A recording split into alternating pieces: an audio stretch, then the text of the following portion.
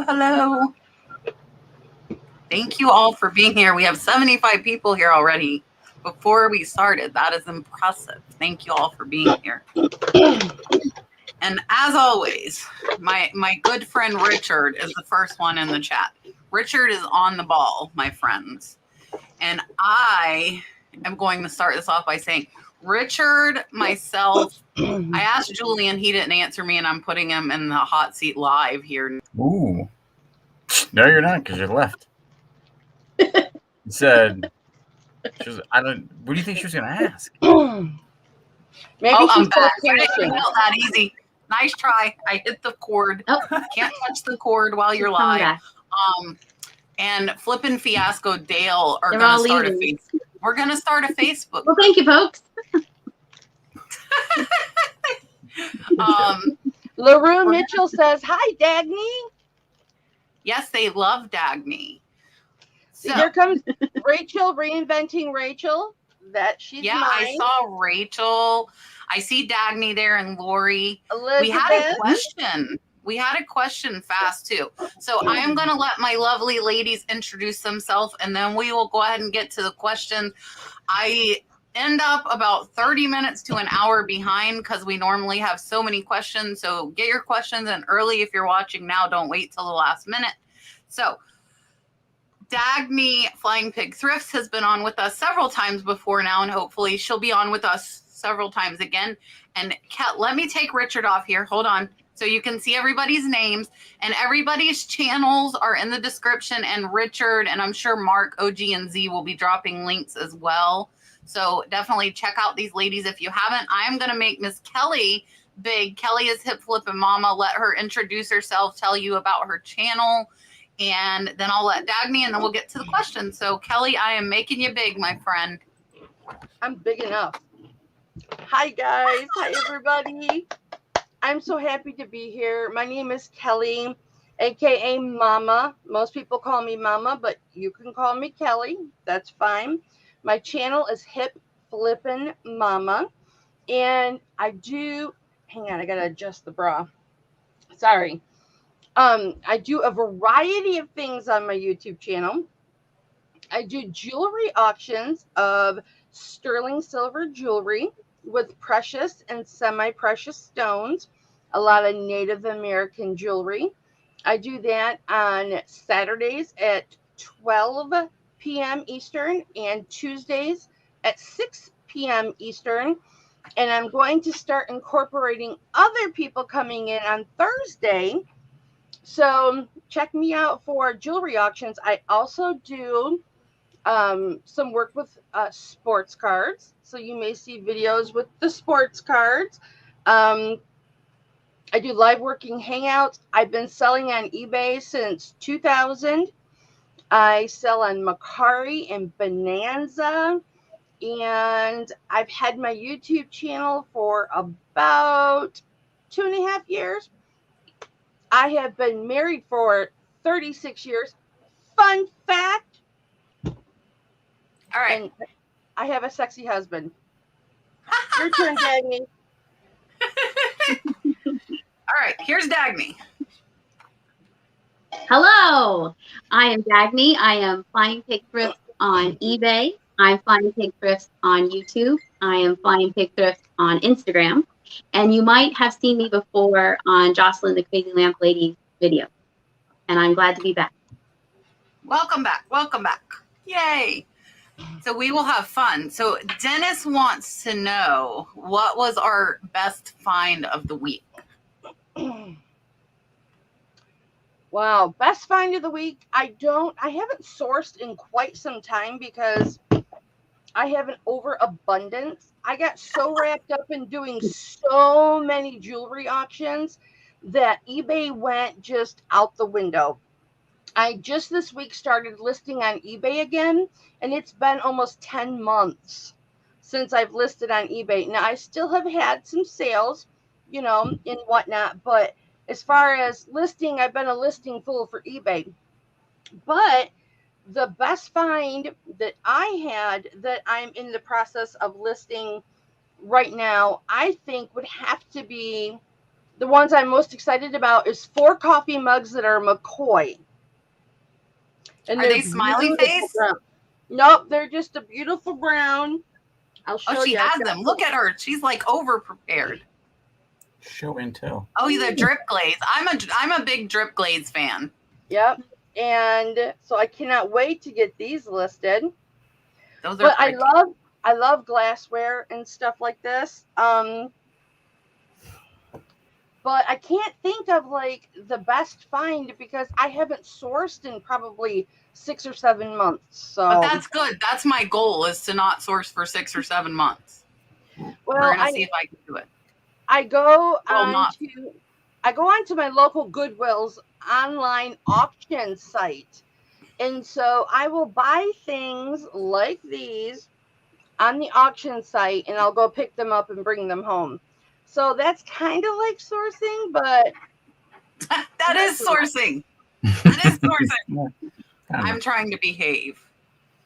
But I get a lot of jewelry from them too. Yeah. I used to get a lot from there too. Dagny, what's your best find of the week? Well, I haven't sourced in 6 or 7 hours. So my best find of the day is going to be seen on tomorrow's video. And it's Fenton. And I was shocked. And I'm actually going to keep it. So, and I never keep Goodwill. Yeah. Wow. That's So impressive. you'll have to watch the video, but it was Fenton, but it's amazing. You know what? I just found a Hagar vase with the sticker still on it. So I guess that's pretty cool. She's changing her mind. We love Yeah. if we pick it up, we tend to love it. All right, Julian, what's your best find? Last Saturday, if y'all been watching my video, I did pick up all that Scentsy stuff, and I just listed all of it. And the most expensive one was the Mrs. Potts, brand new, and I got it listed for like $150. Nice. So how much did you pay? I didn't. I've been bad. I haven't watched videos. How much did you pay? I paid $200 for everything, and when I say everything, it was like a lot of stuff. Were they a Scentsy like dealer? Yeah, and I got to the party a little late because I went to another yard sale and got there, and there was a lot of resellers there, so we were all kind of splitting stuff up. One guy made out like a bandit, like big time. He did really well, and then but we were still splitting stuff up, so it was everybody kind of got a piece of it. But $200 for everything was a pretty good deal. Kayla kept like 3 decently good things of the Scentsy one. Yeah, I saw 3 today too. They're at Scentsy sells. I saw 3 today, but they wanted $10. Like, it's amazing to me. Amazing to me how well that sells and how many men are into it. I got one. I got this little guy now. Look. Oh, look. He's making the point. Okay. Yeah, look. Hold on. Does it like it glows? Oh. Okay. No, well, Kelly's right. I didn't know men were into that. I know a man who dealt it, and I know another man who just absolutely loves it. That's interesting. I never would have guessed it. Can Man wants to know if any of us invest eBay profits into the stock market. No. Not until I'm debt free. Yeah, and I would second. I saw Dagny's no and Julian's no. I would second what Kelly said, and I definitely am going to get debt free before I'm investing money into anything. My husband was playing with like the cryptocurrency for a while, but he quit. I think it was too wishy-washy. But yeah, until I'm debt free, I'm not going to be investing in anything except for my debt. We've got money market accounts that I made my husband get into when we were in our 20s. Now we're in our 50s, and those have done very, very well for us. So, you know, we've got that little nest egg, but we haven't done anything recently. Miss Margaret wants to know, what would you recommend for a newbie getting ready to start listing on eBay? What would we recommend that you start with? Just what would we recommend? I think she maybe supplies and like just getting started. I think is kind of what she means. I think. Well, don't overkill. Don't do overkill. Don't buy a ton of inventory. Okay. It's easy to get really excited when you're sourcing, and you will get too far over your head. Then your husband will be complaining that it's taking up too much room. Just start around your house. What do you have around your house that is, oh, that's kind of cool. I haven't seen that amongst the clutter. I'm going to see how much that sells for. You'd be surprised at how much just sitting around the house, you've got value in. Always start there first. Yes. And if you are talking about, I agree with her. And if you're talking about like supplies, you can get free shipping supplies through USPS. I recommend a tape dispenser. It makes taping very easy. And I think that's, yeah. Take it slow. Everything what they said, and a good scale. Yes. Yes. Like a good quality scale with Yes. a big base, so you can put bigger boxes on it. Mm-hmm. And I would recommend to the new people to start an inventory system right away if you plan on growing. Because if you start out and you only have 100 items and you know where everything's at, and then you turn around and you have 1,000 and all of a sudden you don't, knowing where those first few items are, it can be really difficult. So I would, and the custom SKU, if you're doing eBay, is at the bottom of the item specifics on the phone, and it's right under the title if you're listing on the computer. And whatever you put in custom SKU, your buyer doesn't see. I see a lot of sellers putting it in the title, but you're wasting your characters because you can use your custom SKU and know where it's at, and your buyer doesn't see that. So that is what and then this is Margaret again. So Margaret is new. So she wants to know what would be the best platform to start selling on. Well,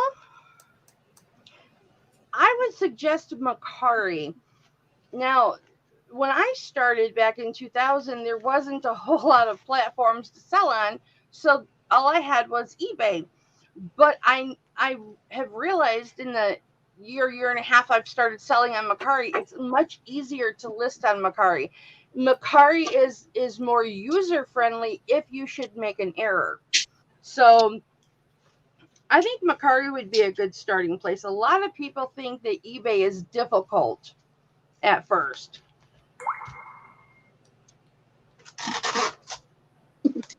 I only sell on eBay, and I find it pretty simple. So I guess it would be hard if you've never sold online. But after you stumble through it a few times, you figure it out. So. Yeah, I mean, both are, I sell them both now, and Mercari seems a little bit easier when it comes to shipping, but not really. But if you know what I'm saying, like with the shipping things, they kind of tell you. So that would be a plus for Mercari, but I started with eBay, and it made all the other platforms just that much easier when I figured out eBay, if that makes sense.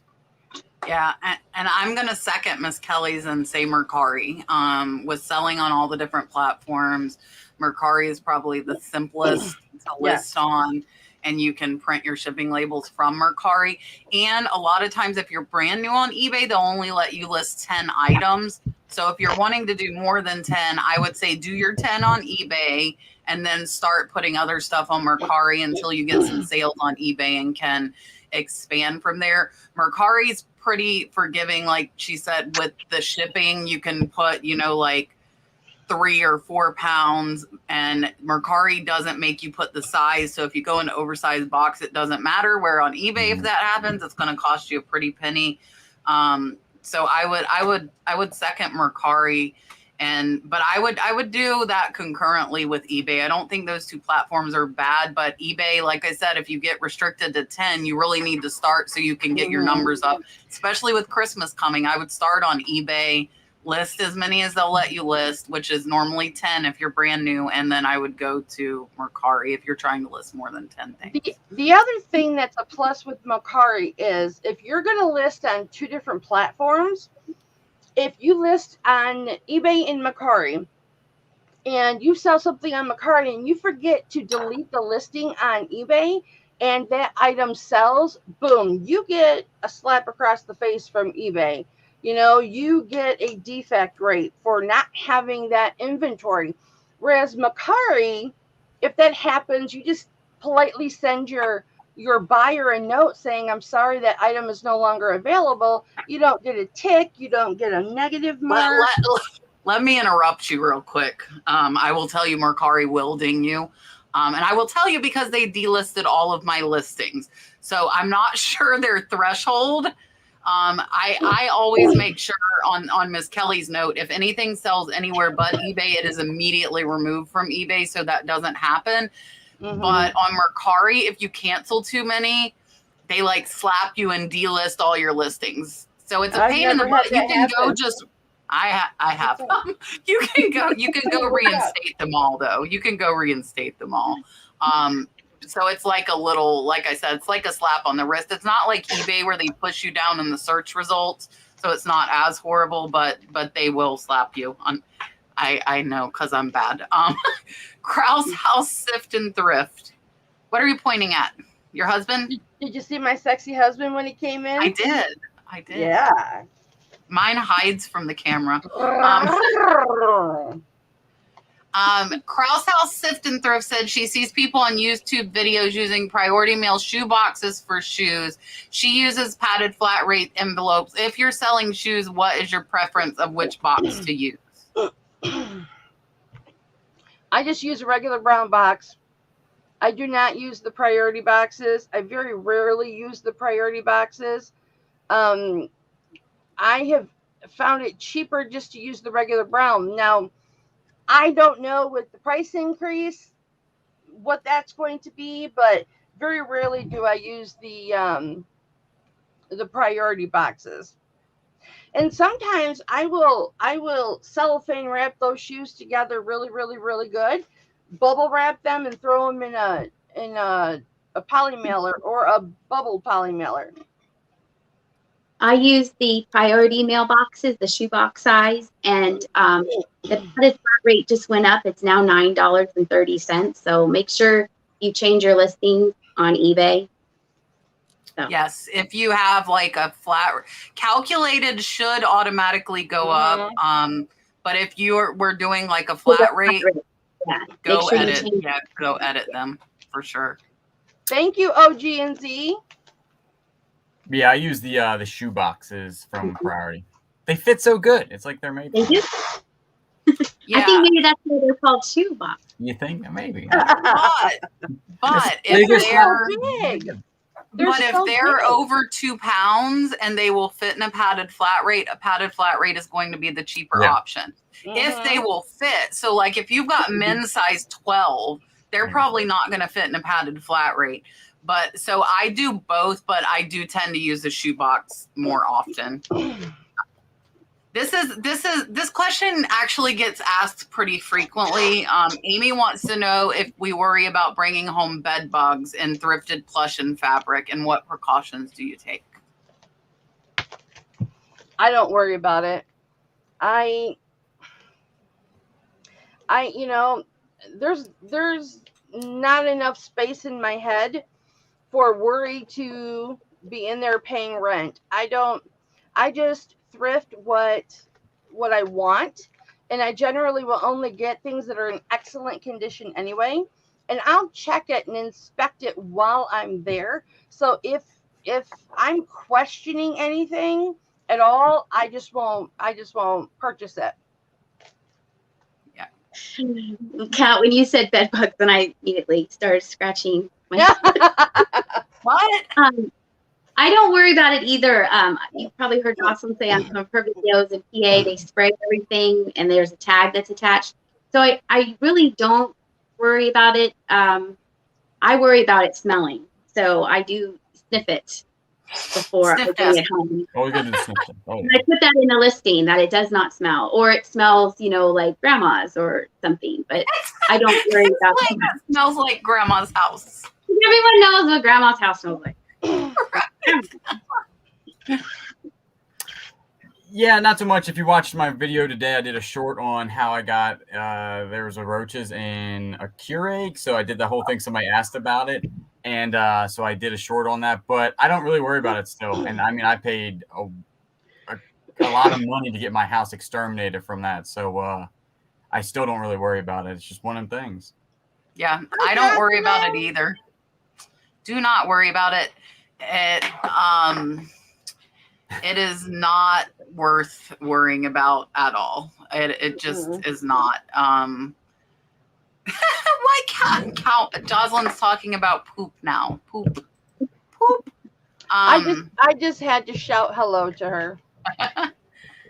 Yay. Hi, Jocelyn. I got the box, but I haven't opened the box. Jocelyn sent me my box of all my stuff that I gathered, but I still haven't opened it. I don't worry about it. And I, like Kelly said, I would inspect it. And if I see any issue, I know we see the puppies. I know. Any issues. It's so funny. Like, did you hear my voice? Dalton raises his voice. Like, you know how you get a higher pitch when you talk to animals? Dalton does the same thing. Like when he calls them, he's learned like the raise in pitch. Geneva said she found a Yadro at Goodwill for $1.99. That is that's like a dream. I would love to find a Yadro for $1.99. Yeah, so Margaret, that's perfect. So Margaret's the one who was asking about the platforms and how to start. So her mom was an antique dealer. So you already have all your inventory. You just need to start listing, which is really, really easy. You know, just start doing it. You have the stuff. Crystal says Rosie's closet. I'm sorry, cat baby. No, you're fine. My husband is an she's mine. She's like my daughter. My husband is an exterminator. Bed bugs can be found on anything. If you are concerned, heat will kill them. Put your items in the dryer or a sealed bag and leave outside. Excellent tips, Crystal. Yeah. Anita, some husbands are the ones doing this. I find that couples are rare. There are some couples, but then there's like guy resellers and there's women resellers. There are a few couples, but I think I think a lot of the wives get mad when it's the husband reseller. So I think it's like more non-resellers getting upset versus like husbands or wives. Danella has a good question, and I'm assuming she means when we store our inventory after we list it. She wants to know, do we put random things in a bin or do we organize like what we have listed in our inventory? Are you still wanting me to go first? Yeah, go. Okay, I didn't want to look like, you know, I was. You're first. Kelly's first every time. Okay. This is what I do. I have all of my clothing items. Anything that's bagged is in numerical order. And it goes in the bin in numerical order, like my clothing. So it's not a problem at all to find it. Now, I can't always do this, but this is a fancy remote that I just listed. And it's in a bag to protect it. However, this is the box that I'm going to use. This is the box that I weighed and put my numbers in. So I bagged the remote in the box. It doesn't take up much room. So when I pull this out of inventory, all I have to do is grab my bubble wrap. I already have my box. I don't have to look for it. And I'm all set. But I'm a little OCD in the front end, where I get a lot of that done in the front end, and then shipping is very, very easy. I have 2 shelving units in the room that I use, and small things go on that. And then we also have a shed. So I'll put things in a tote and I wrap them in paper, and then I put a Post-it note on the outside. And then I write a list of what's in that box. So then I do tend to remember, like, oh, that's out in the shed, or that's upstairs. And then I can just look at the paper and then know where it is. And then the Post-it notes on the paper wrapped object. So then you're not being through everything. But it's not perfect, because there are many times that I wander through the house going, it's around here somewhere. So I am not completely organized. Yeah, I kind of like things together that are kind of like tools and hats and whatnot. And mine's the same way. Like I'll custom SKU all my golf clubs. Anything that's similar, like all my tools are custom SKU'd. So it'd be impossible to find one like a 13 millimeter look surely like a 12 millimeter. So and you just have like hundreds of those. So all those are custom SKU'd, but everything else I'm kind of like Dagny here. I do walk around a lot sometimes because I'm like, I thought It's it was here. in this room. It's here. I know it's in this house maybe, or it's in storage. Or it was sold in the car, one or the other. So yeah, I do not group my things by like what they are. Some, like I do have 2 clothes racks. I have a clothes rack in this shed and I have a clothes rack in my little shed. So it'll say like clothes rack, little shed, clothes rack, big shed. But as far as the other stuff, there's like glass, there's purses, and then there'll be everything's together on shelves, but it's all marked like A1, B1 in one section, and then A1, A2 in the second section. But it is not separated by what it is. Like if you watch any of my pull, pack, and ship videos, you see it's like my eBay store threw up. But I know I don't walk around very much anymore. I know where stuff's at. You know where things are at. Exactly. But where because things I are mark at. it, the stuff when I first started listing, it was bad. Rhonda Atwell wants to know, how would you pay a helper if you hired a helper to help you with drafting listings? And what if they only wanted to do just photos? Well, I'm a little too OCD to have a helper. But if I were going to have a helper, photographs would be perfect because I hate photographs. And I would pay them per listing. So for each listing or each draft they're uploading the photographs to, I would pay them however much we agree upon per listing. I am a helper for Jocelyn, my crazy little lady, and she pays me $1 million a piece. No, I'm just kidding. She pays me. yeah, I need a job. She pays me per listing, and I get the items and clean them and take the photographs, write the descriptions, and put it in the scheduled draft. And the only people who do the photos, no. They would have to do all the things, I think, if I would ever have a helper, just because that whole section would get done. It wouldn't be like, well, now you still have to go in and do it. So I would say helper per listing, and they have to do everything. But don't make it live. Have control over the final thing. They make it a draft and you review it. If you spell something right, or this is wrong, or because it's not yours, it's hers, or it's theirs. So right. Yeah, I would agree 100% with that. They would have to do the entire thing and then make it a draft. I make it live because maybe I want to tweak a couple things or whatnot. But yeah, they got to do the whole thing. So I am doing this right now. So I can tell you I started, and Julian knows this because we discussed this after last week's show. I started paying my niece by the hour, and the amount she was doing per hour went lower and lower and lower. And I finally said, no more by the hour. We are now doing by the listing. But with me, I know like some people do a flat across the board rate. And I think that's okay if you're selling similar items. But she was doing DVDs for me. So I did $1 per DVD. They are all now, finally, all 1,000 of them are listed. Wow. And yes. And she's starting on clothes tomorrow.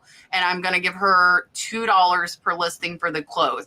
If she gets into like glass and more stuff that would require more cleaning and prepping, then I might go to $3 a listing. But for now, and my scarves, I'll probably do $2 a listing just because I like them on my mannequin and like them, different setup ways.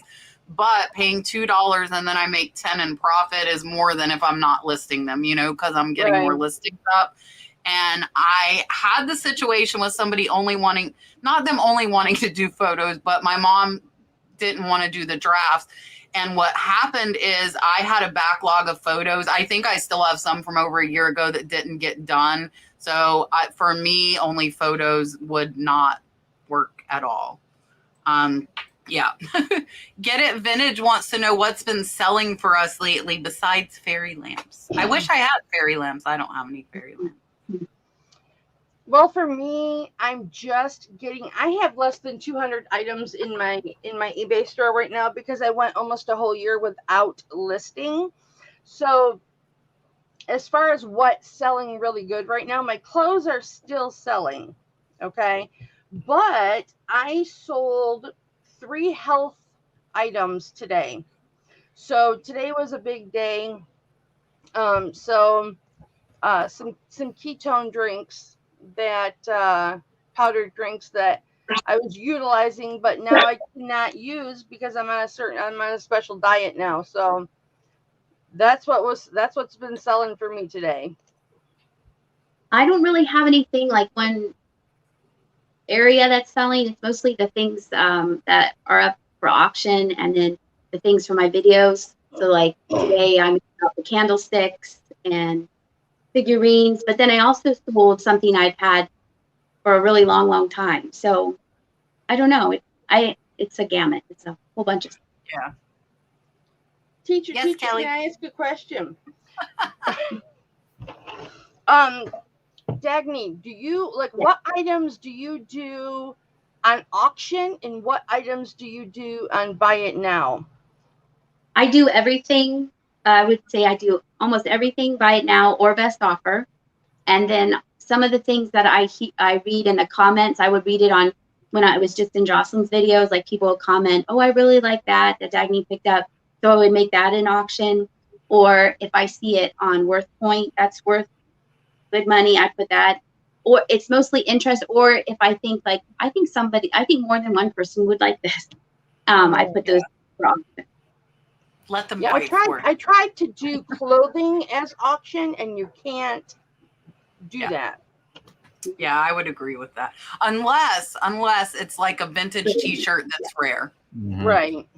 In that case, I would. Thank you, honey. All right, Julian, what's selling? Majority of my stuff going on now is all my Department 56 stuff that I've been listing. I'm overwhelmingly listing it, so that's all I'm listing. Yeah. That and Scentsy stuff, so they're the only two things really sell. And some other old stuff, but majority. Yeah, mine's like all over, like Dagny said. Like it's all like right now the two things going out are a Build-A-Bear sloth and a Longaburger basket. So, and then I looked to see if there's like any theme, and there is not. It's like, and it's older stuff versus newer stuff too. So it's not any one category for me either. Paula wants to know how do and I don't know if anybody in the chat are snowbirds, but she wants to know how snowbirds handle selling.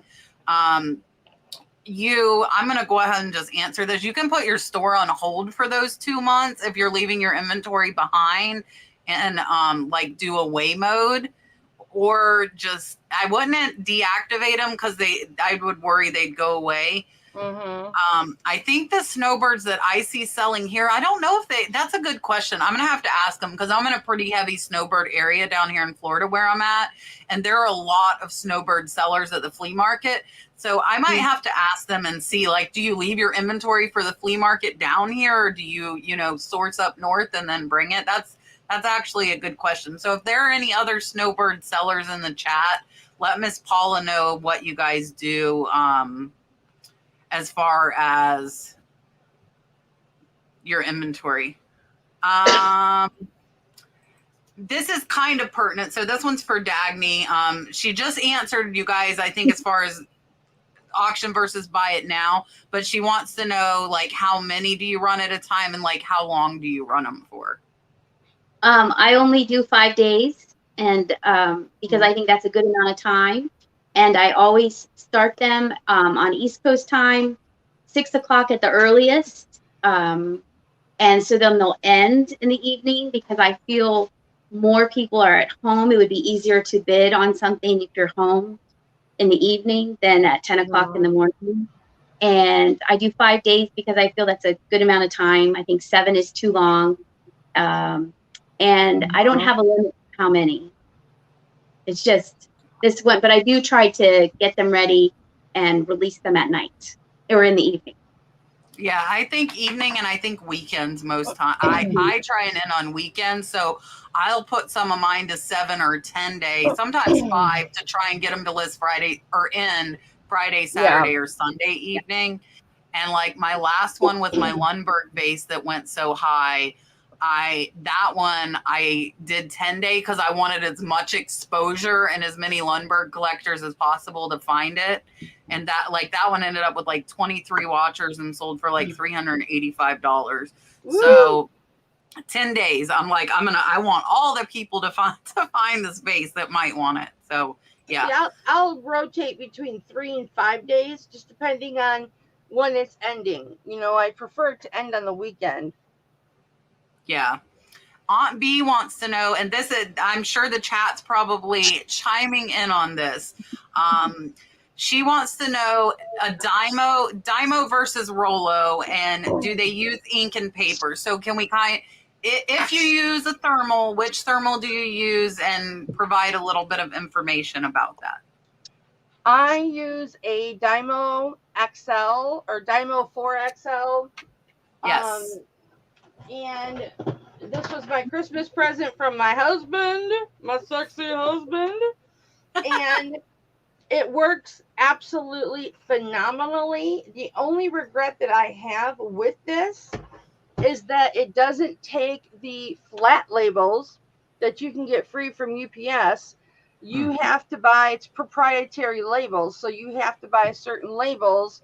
You can get a generic kind through Amazon cheap, but I always recommend getting a Dymo. They're workhorses and they're very nice, user friendly. I love my Rollo printer. I love it so much. It has a special place up on the shelf there. It's the best thing that was like the first major purchase I invested in my business. And I love it. It's a heat, so there's no ink. And then when I found out you can buy the labels on Amazon and it's cheaper, Jocelyn told me that. Thank you, Jocelyn. I love it. It's amazing. So I say Rollo. Each one is good. If you don't have a thermal printer, it's a lot easier when you get one, either or, to be honest with you. Yes. I was pasting, like cutting and pasting for like a year. And then Kat was like, bro, this is a little embarrassing. And she bought me a Dymo, so I'm team Dymo. I bought him one because I got tired of seeing all the tape on the boxes. I'm like, dude, you're shipping out 20 a day. You need a thermal printer. And I have a Dymo as well. And I'm not like anti-Rollo. I say look on local marketplace and try and find one used. I got mine used, and I got Julian's Dymo used off Facebook Marketplace as well, and for only $80. And I've never had an issue with mine. I haven't heard of an issue with his. I know a lot of pro Rollo people, because of what Kelly said, they like having the flat stack of labels, but no thermal printer uses ink. So you're not going to be buying ink. And the other thing for me, being in Florida in the summer, it rains a lot, and ink will run, but thermal printers do not run. So that is like an amazing thing. We have a new member, Bree H, new member. I'm going to give you, this is a different dolphin. This is a dolphin you guys don't see much. So Bree, welcome to the membership. I'm going to give you the member dolphin. Welcome to the Flipping family. Aww, Yay! cute. And I will tell you guys, the membership has went a little crazy lately because of my thrift boxes. And I will also say that none of my thrift boxes have been purchased by anyone but members. So I've been giving my members an hour heads up on my thrift boxes, and they have all sold within like 30 seconds. So since then, everybody wants to be a member. But unfortunately, I cannot put out 10 thrift videos a day for you guys, or I would. So there aren't any boxes, but I did also, I've been posting to the members too. I just posted a jewelry lot. So as I go through my death pile, if there's a grouping that I'm like, okay, I just need to let it go, I'm posting reseller boxes of those as well. And I told everybody before we came on what I found today. I'm not going to tell you guys, but I will tell you some of the thrift boxes coming up this week are going to be hundreds of dollars of profit. I found some amazing stuff today while I was out thrifting, and yeah, but I can't tell you. So You got to Kat, watch. I keep seeing this same question over and over and over again, and it's how do I custom SKU my items? So it is down on the phone. It is at the bottom of item specifics. You have to hit see more. On Android, I'm not an iPhone user, so I don't know if anybody that's an iPhone user can direct otherwise. And then on eBay, it is right under like the subtitle section. It says custom SKU, and you can put it there, and that way you'll know where it is at.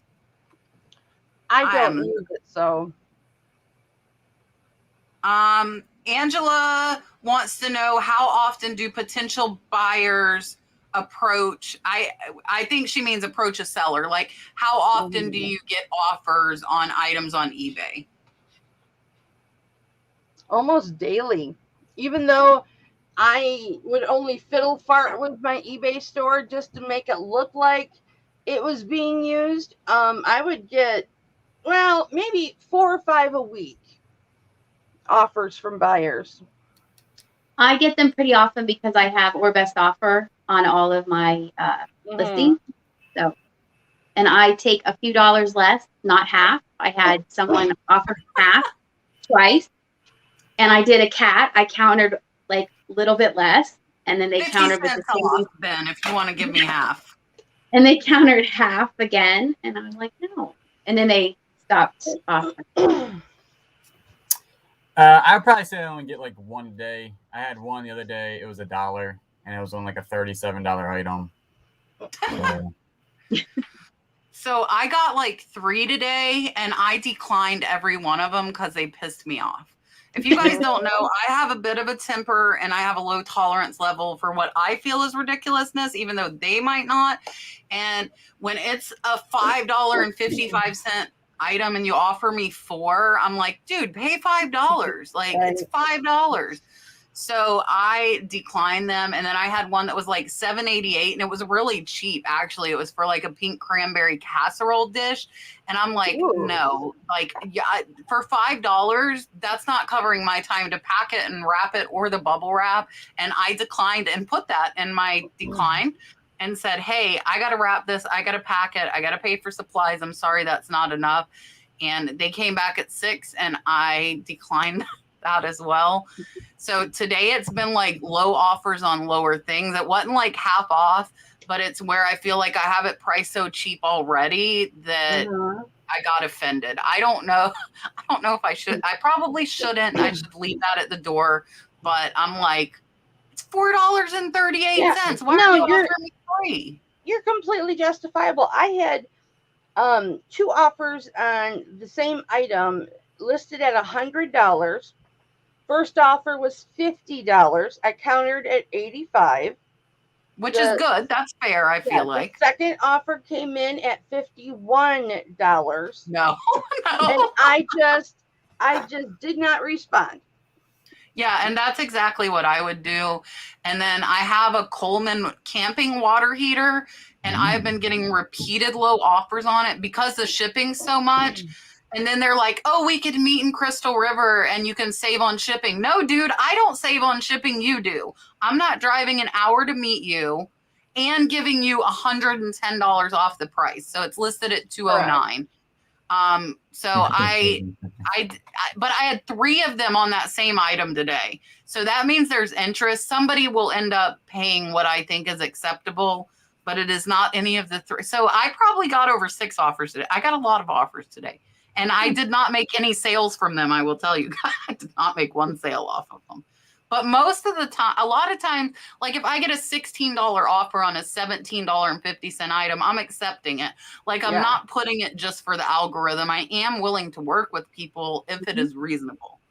Peg, who is watching over on Facebook, thank you to all you guys watching us on Facebook, said she got a free light box, which is awesome. So she wants to know if we use light boxes to photograph our items. I do. However, I have several of them, but I make them myself. I've got a video on my YouTube channel about how I make mine. I just use foam foam boards from the dollar store, and I have different sizes depending on if I'm photographing large items or if I'm photographing smalls. So I mean, I've got like, and there's an avalanche. Like these two little ones. And then I have a ginormous one that's over there. So it just depends on how big the item is. And But you're using the photo box for most of them. yes, I am. And I have a 24-inch natural sunlight bulb shop light that, you know, I can use if I need to. But I've got this really nice ring light too that works well. I use a light box, and then if the pictures aren't coming out well enough, I take them outside under natural lighting. I don't have one, but it would be useful. I have like a little area where I do pictures, and then I use this table because it's wood grain for like golf clubs, tools, or whatnot. But it would definitely be helpful with these little Department 56 guys. That would be like and really perfect. Can I tell you, like, I don't know if you've done like really small things. I learned this from Jocelyn had a whole bunch of pagan Reniker, like teeny. They're so teeny, yes. And I've seen if you take them far away, you feel like you're like way back here, and then you zoom in, your pictures are amazing. Oh, okay. Yeah. Makes sense. Yeah. And I know those Department 56 things are like Some of them, yeah, some of the little Some of 'em elves, are they're like tiny. that big. Yeah, I'll always zoom in. Yeah. I always pull back and zoom in. Yeah. Yeah, I started with a light box when I was in the house. This is funny. This is going to be like this, you guys. And then back here, I'm going to raise it up. So you see I made in the corner of my shed up there are two, LED lights right there. And there's white photo paper. And so I stopped, but now my tripod's going to fall. That's what I get for showing you things. So I stopped, and then Brad is photographing some stuff inside. So we bought a photo box, actually from Jocelyn's Amazon affiliate links is where I got my light box. Because mine that I had before didn't have a light strip inside, but the one on Jocelyn's affiliate links has a light strip inside, which is nice. I was like dangling them and moving them, and it was a pain. And I have just ordered a 12-inch light box for my jewelry, because I want to get like the reflection on it. So I went from using a light box to not using one at all to now I'm back to, I've ordered a 16-inch and 12-inch. But for my clothes, I actually flat lay them right behind me on the carpet and use a background remover, because there's a 4-foot fluorescent bulb like Kelly's got right there, right above in my office hanging from the roof. And it works amazing for clothing items. I have two 48-inch shop lights there, and then this 24-inch. This is natural daylight bulbs, and I could set this right over the top of my light box. Yeah. And it works absolutely phenomenal. Yes. So, Peg, I'm going to assume you're meaning the light box because you're on the Facebook chat part of it. I don't know that necessarily the light box helps, but having better photographs is going to help your sales for sure. Yes. And then Marcia, yes. So now you know exactly how I am over 3,500 listings. My niece just listed like 200 DVDs between the last 2 weeks. So that definitely pushed me up. It is not me. I will not lie. NW Van Life, when you revise a listing, does eBay charge you?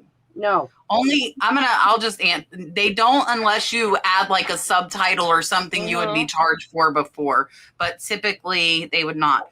Richard, I said somebody else is going to clean. I did not say I am going to clean. Just want to make sure. Oh, I saw I had a member. Hold on. Let's get this member. Let's get the member. Look, we're having the member dolphin all over tonight. Missa J, welcome to membership. Thank you for joining. Here is your. Welcome to the Flipping family. I don't get to play that dolphin a lot, so I'm happy. That's cute. I will tell you guys, I've had a couple of complaints about the dolphin, but not a lot. And I love the dolphin, and the dolphin's kind of my thing. So I'm sorry if you don't like the dolphin. I do give like a heads up when I do the dolphin at least, so you can like mute my dolphin if you want to mute my They dolphin. probably just have sensitive ears, sweetheart. I wouldn't worry about it. Tiffany, I'm assuming, what did I started out at? The vase, I started at $200. I paid $80 for it. And I did have an offer from one of my members for $325 and I declined it because I was hoping for $400, but I did get $385. So I got pretty close to what I was hoping, and they took it from my member in the last 2 seconds of that auction. They swiped it out from under my member. Oh. Yeah, it was literally like 2 seconds left. Miss Renee, I see your super chat. I am going to get that after we answer this question. Heidi's Hodgepodgery, I love your name, said, I've been thinking about listing my stuff on multiple platforms. How do we juggle different platforms so something doesn't sell twice? Diligence, due diligence, and consistency, because when you're cross-posting, whether you're using List Perfectly or something else, or you're just doing it manually, when an item sells on one platform, before you package that up, before you do anything with it, you want to remove it from the other platform that you have it listed on. Do it immediately, because like I said earlier, eBay they'll smack you if, you'll get stuck with a tick for not having that inventory. And there's ways to get around it. I've got ways to get around getting that tick, but you don't want to be put in that situation. Yes. And I think Dagny's just doing eBay. Yeah. All right, Julian, how do you handle it? It's the same way. Like, you have to just be really on it. Like, when you get a sale, definitely just immediately, because you'll forget in the next, or I will, maybe not you, but I'll forget 30 seconds later that I sold something. So almost instantaneous, I have to go to that. And it only takes a second. If you don't do it within that second, seconds go by, then a day go by, then 30 days, and sell someplace else. So I do it almost right then. So I'm bad. I only remove from eBay when it sells on the other ones. And then I will go like every 2 or 3 days and pull it off of Poshmark. Well, not even Poshmark, forget Poshmark, because it doesn't make it easy for me to find. So Poshmark has all of my stuff still there. I go immediately. If it sells anywhere but eBay, it's removed off of eBay, because that's my main platform and I don't want to get my account in jeopardy in any way. And then if it sells on eBay, I remove it from Mercari and Facebook Marketplace probably every 2 to 3 days. I'm getting ready on Friday to train my mom to do that, but she only comes Monday, Tuesday, Friday. But that would mean after a weekend of sales, they'll be removed on Monday. And then after a week of sales, they'll be removed on Friday as well.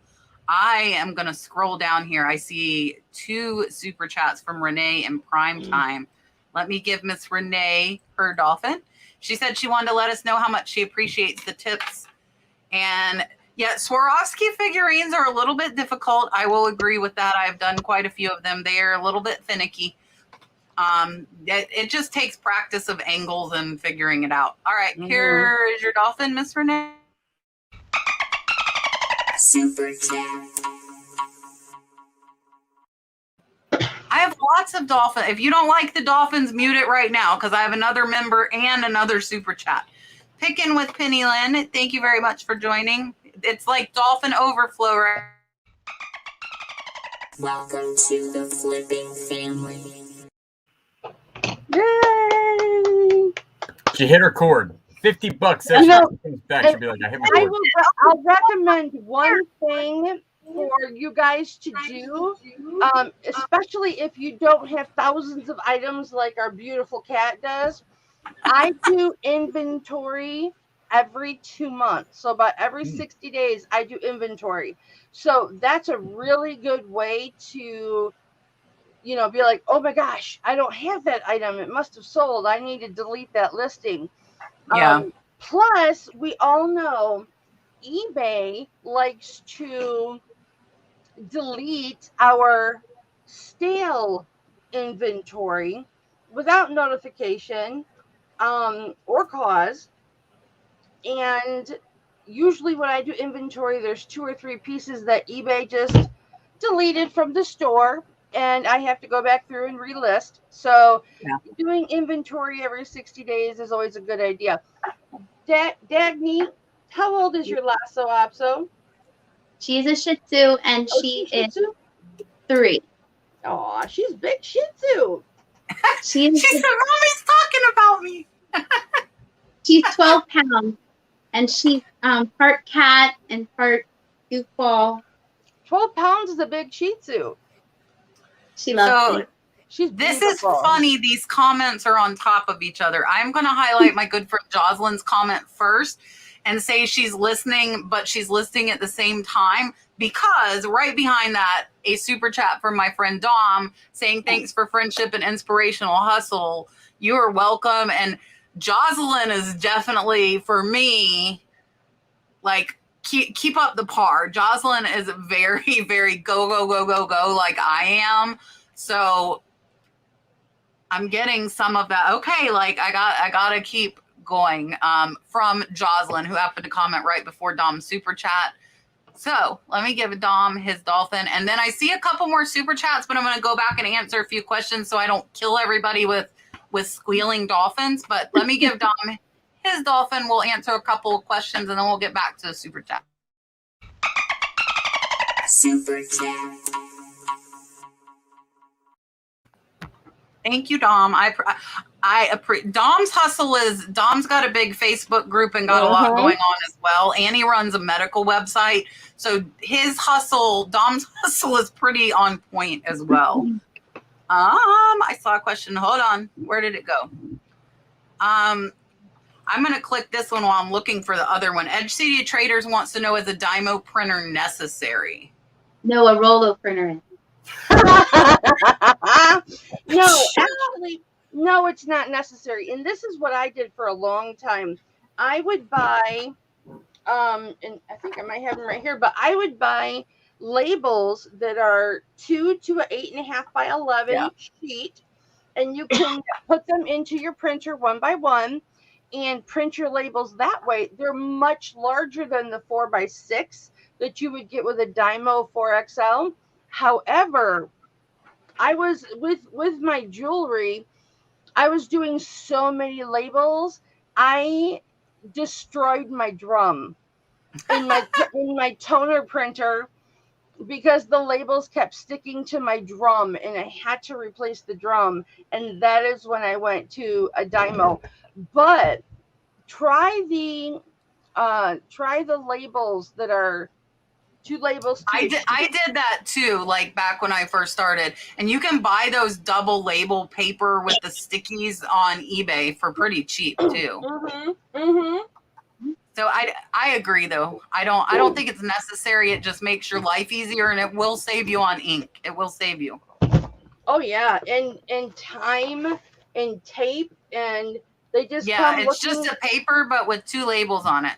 So if you don't want to put the money out for the printer right now, Miss Kelly has a very good suggestion, and getting those will help you a little bit versus putting the money out. But then you'll see how nice it is to peel and stick, and then you're going to want a Dymo or Rolo. I'm not like anti-Rolo, but anyway, Dagny. No, I'm just kidding. Whatever. Diane wants to know if we have time for family, or is like right now. I'm going to assume she means like Q4, because we are in Q4, which is the busiest quarter, supposedly. I will add supposedly. Well, let me give you an example. My husband signed us up for DoorDash because he said if we did DoorDash together, he was forcing me to spend time with him. So the answer to that question would be yes, it's very easy to forget that you're married. And at least with the DoorDash, we spend time together in the car, and it's very lovely. I think I do have time for my family. I homeschool Jenny, so she's with me all the time. And I drag her to Goodwill's. And my husband, I dragged him the other day to a Goodwill. So I think I do.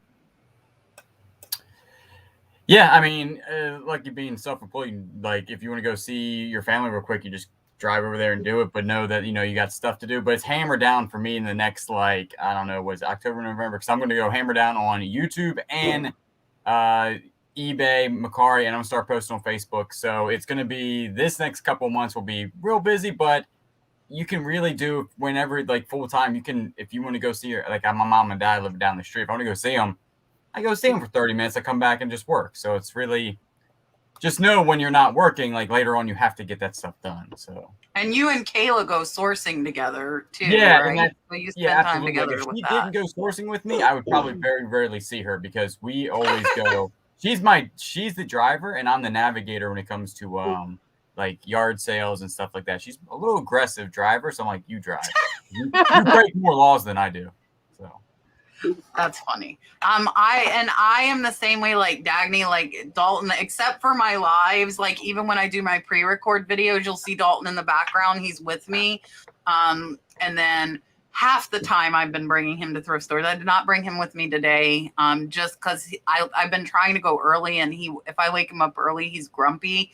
But like soon as the show's over, he's gonna be out here in the shed with me, and I like my husband doesn't work outside of the house either. So I see him all day, every day. So, and then my mom works for me too, which is really like my only other like close family. So I see my mom 3 days a week because my mom's here working too. And mom comes with me to the thrift stores sometimes too. So my family revolves around my business. I'm so jealous. I'm so jealous that you have that going for you, Kat, because like, okay, my daughter's 28, my son is 31. So we don't have to worry about kids, but I haven't seen my mother in almost 3 weeks. And she won't stop by because she doesn't want to bother me. And if I'm in the zone, then, it's very inconvenient and I'm almost grumpy if I'm interrupted when I'm if you're like got your flow going. I know what you're saying. Yeah, no, and I mean my mom needed the extra income, so I kind of found a job to make her. So she does all my cross posting, and I'm gonna teach her Friday how to delist stuff too, so I can get that off of my plate. Lori said she started September 1st, so about a month ago, and had 6 sales right off the bat, but she hasn't sold anything since in 2 weeks, and she's listing every day. She has all positive feedback. Any advice? Just keep going, Lori. Just keep listing. The fact that you had 6 sales right off the bat, that is phenomenal. That is phenomenal. Just keep listing. The more you list, the more sales you're going to have. Don't worry about what your ratio is right now. That does not matter. Just keep listing and keep killing it, because 6 right off the bat, you're doing excellent. Congratulations. I agree. Yep. I agree as well. Just keep listing. eBay is a roller coaster. It's up and down. And I didn't see regular sales until I had over 500 listings personally. It depends on how popular your stuff is, but just keep listing. Mo, I don't know that I want to read this because then I'm going to get like hating, but I will put it up on the screen and then I will give you your dolphin. She said she loves the show and loves the dolphin. I'm not going to read the rest, but I am going to give her a dolphin. Super chat. And then, look, it's like dolphin night. Sorry, dolphin night. People. Okay, and I'm getting to play both my dolphins. Welcome to the membership. And I'll tell you guys when the next member lives are too after. Welcome to the Flipping family. Kat, you're so lucky with your dolphin videos. When I get super chats, they make me sing a song right off the top of my head, detailed specifically. Well, I cannot say.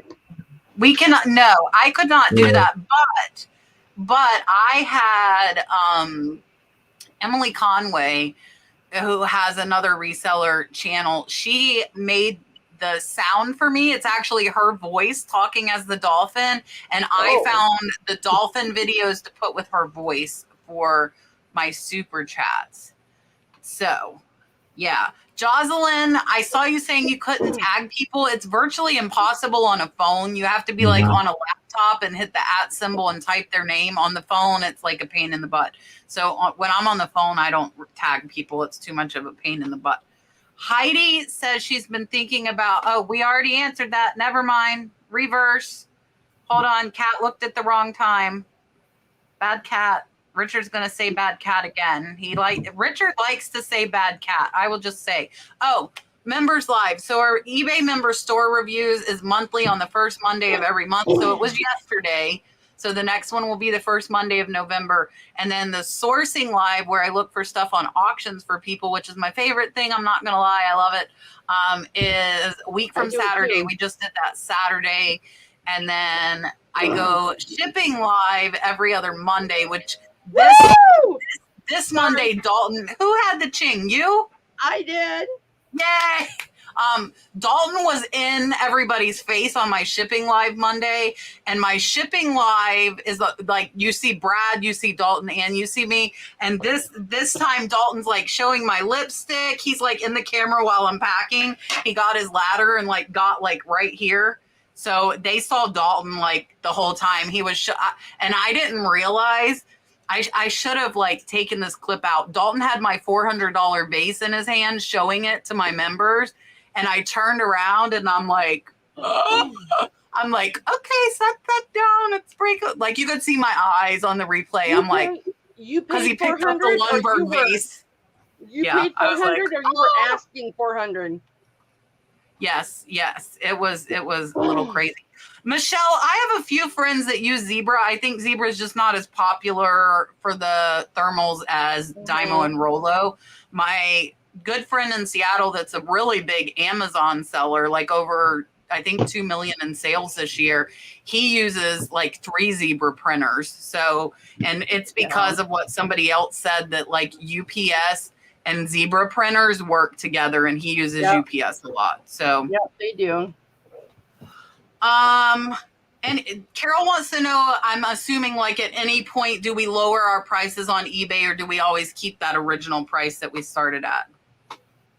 I lower my prices if after about 45, 50, 60 days, if there's no activity, no offers, there's views, but not a lot of interest, I'll lower it.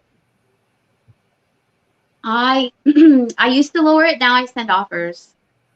I do that too. Yeah, I do that too. Yeah, I really don't lower mine too terribly often.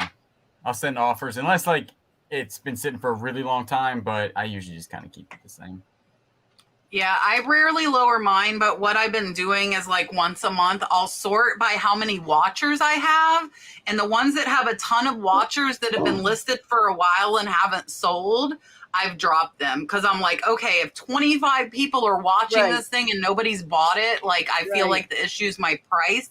And at that point, I will lower them. Not like a ton, though. Joseph Jock wants to know the difference between GSP and eBay Standard International. And he said he's heard that GSP is expensive for buyers. And do we ship international, and any suggestions or advice? I don't do GSP. I used to when I first started shipping international. I used GSP. eBay International Standard Delivery, I'm not familiar with that, but the fact that a lot of with my jewelry, I ship first class, usually 4 ounces. With insurance, I always use pirate ship, because the rates are the same as if you go through eBay or through PayPal. However, the shipping insurance, and everything I send out is sent out with insurance. It's so much cheaper on pirate ship. So I just do all of my international shipping on pirate ship. And guys, it's really not that scary. And it's Yeah, not pirate that ship hard. is easy. Pirate ship is Yeah. definitely easy. And here's a promo for Pirate Ship, who again I have no affiliation with. Pirate Ship just added UPS into their rates, Mhm. and that is a game changer for the big stuff. You put in the big stuff, and Pirate Ship will tell you who's cheaper, UPS versus Yep. priority. Like a lot of my thrift boxes have been oversized. They've had to go in these 14 by 14 boxes, and UPS is always way cheaper, so then I can offer cheaper shipping. Sorry, Dagny. Okay. Just an I'm sorry, baby. Just FYI with Pirate Ship. Dagny, I love you. You know I love you. I'm sorry. If you have a claim that you need to file with Pirate Ship, they are great with it. I've never been declined a claim. So that's good to know, because I've never used that. Mm-hmm. I do use the global shipping program, and it is expensive for them, but I still use it. It's so easy. You just ship it to Kentucky. Yeah, I do the same thing. She does. GSP. All right. Here we go. So I do both. And GSP is expensive for your buyers. But GSP provides the most seller protection on your end. So what I do is I do eBay Standard International if I'm not going to lose more than $50. I've started, like, even if I paid $40, I still do Standard International because it makes it more appealing to my international buyers. So that would be my advice. But you don't have as much protection. They do have insurance, but you have to fill out a bunch of paper, like physical paperwork. But I've only had one issue with Standard International in over a year of using it. So I would say I would do GSP for expensive items so you have the protection, and I would do Standard on like your lower end items. That beware though, if something happens, you might have to kind of take a hit on that. What is the international standard? It's another company. So eBay contracted another company. You actually mail it to Kentucky a lot of times as well, just like global shipping. And it's a forwarding company as well. So it's like $10 to $13 for under a pound. So that's great for like your Canada buyers, because GSP for Canada buyers is really high. So anything under a pound is only $10 to $13. So sometimes it like almost costs me the same to ship to California as it does like Australia, which is absolutely ridiculous. Yeah, but yeah, so it's another contract company, but it's not eBay, so you don't have as much protection. This is a good question, and I feel like you might get some different answers here. Maybe. Bree wants to know, how do we feel about going the extra mile and shipping items to your customers, such as writing a personal thank you note, sending stickers, or other small things as a thank you? Well, let's see now. I used to print off on cardstock a picture of myself. I don't have it right in front of me. That says "Hip Flippin' Mama" on it. And on the back of that, I would just write, "Thank you very much for supporting my small business. You are very much appreciated." And then I would sign it. And I ran out of cardstock, and I just never picked it back up. But it's a very nice touch. I got the idea from Misty Thrifter Junker Vintage Hunter, and I bought something from her, so I actually got to see what it looked like. And she wraps she wraps most of her packages in tissue paper. So I wrap mine in white tissue paper, bubble wrap, and then I put colored tissue paper that you can just get at the Dollar Tree. So you can get a whole bunch for $1. And then I include just my business card, and it's small, and it just has like my information on the back. So it's like you're getting a gift if you're buying it for yourself, because it's exciting. And then plus they can see it if they're small pieces, like a lid to something, they can see the bright colored tissue paper. And then I sign the card, "Thank you," and Dagny, and that's it. I shove it in a box with a whole bunch of bubble wrap, and then I send it out. That's usually about mine. And It all I depends do what you're selling too. Like if you're I do selling, exactly what Julian Yeah. does. I wrap it and it goes in a box. I try to remember when it's members, but if you bought stuff from me, probably 90% of the time I forget. So I don't do any of that. And I like 2 days a week, my husband's shipping, and I know he's not going to do that. So the thing is, we had the cards sitting like right on the packing table, and we would still forget to put the darn cards in the box. I think it's a habit though. Like if you do want to do it, I think if you get in the habit of like, you sign it, you throw it in the box, you sign it, you throw it in the box. I just never built, I tried to build that habit. I will not lie, but I never did. Miss Yvonne, Thrifty Rich. I know I am behind. I'm about 30 minutes. I'm not as bad as I am sometimes. Hello, and Yvonne and myself a week from tomorrow have a live jewelry sale with Miss Selena, Vintage Bombshell. We are going to do a live jewelry sale on Yvonne's channel. I have some amazing sterling pieces, and I'm even going to put in. It is October 13th at 6 p.m. Eastern Standard Time. And I even am going to bring a 14 karat gold brooch. I am going all out for this jewelry sale. I have some nice pieces. I love you, Yvonne. Yes. Thank you for being in here.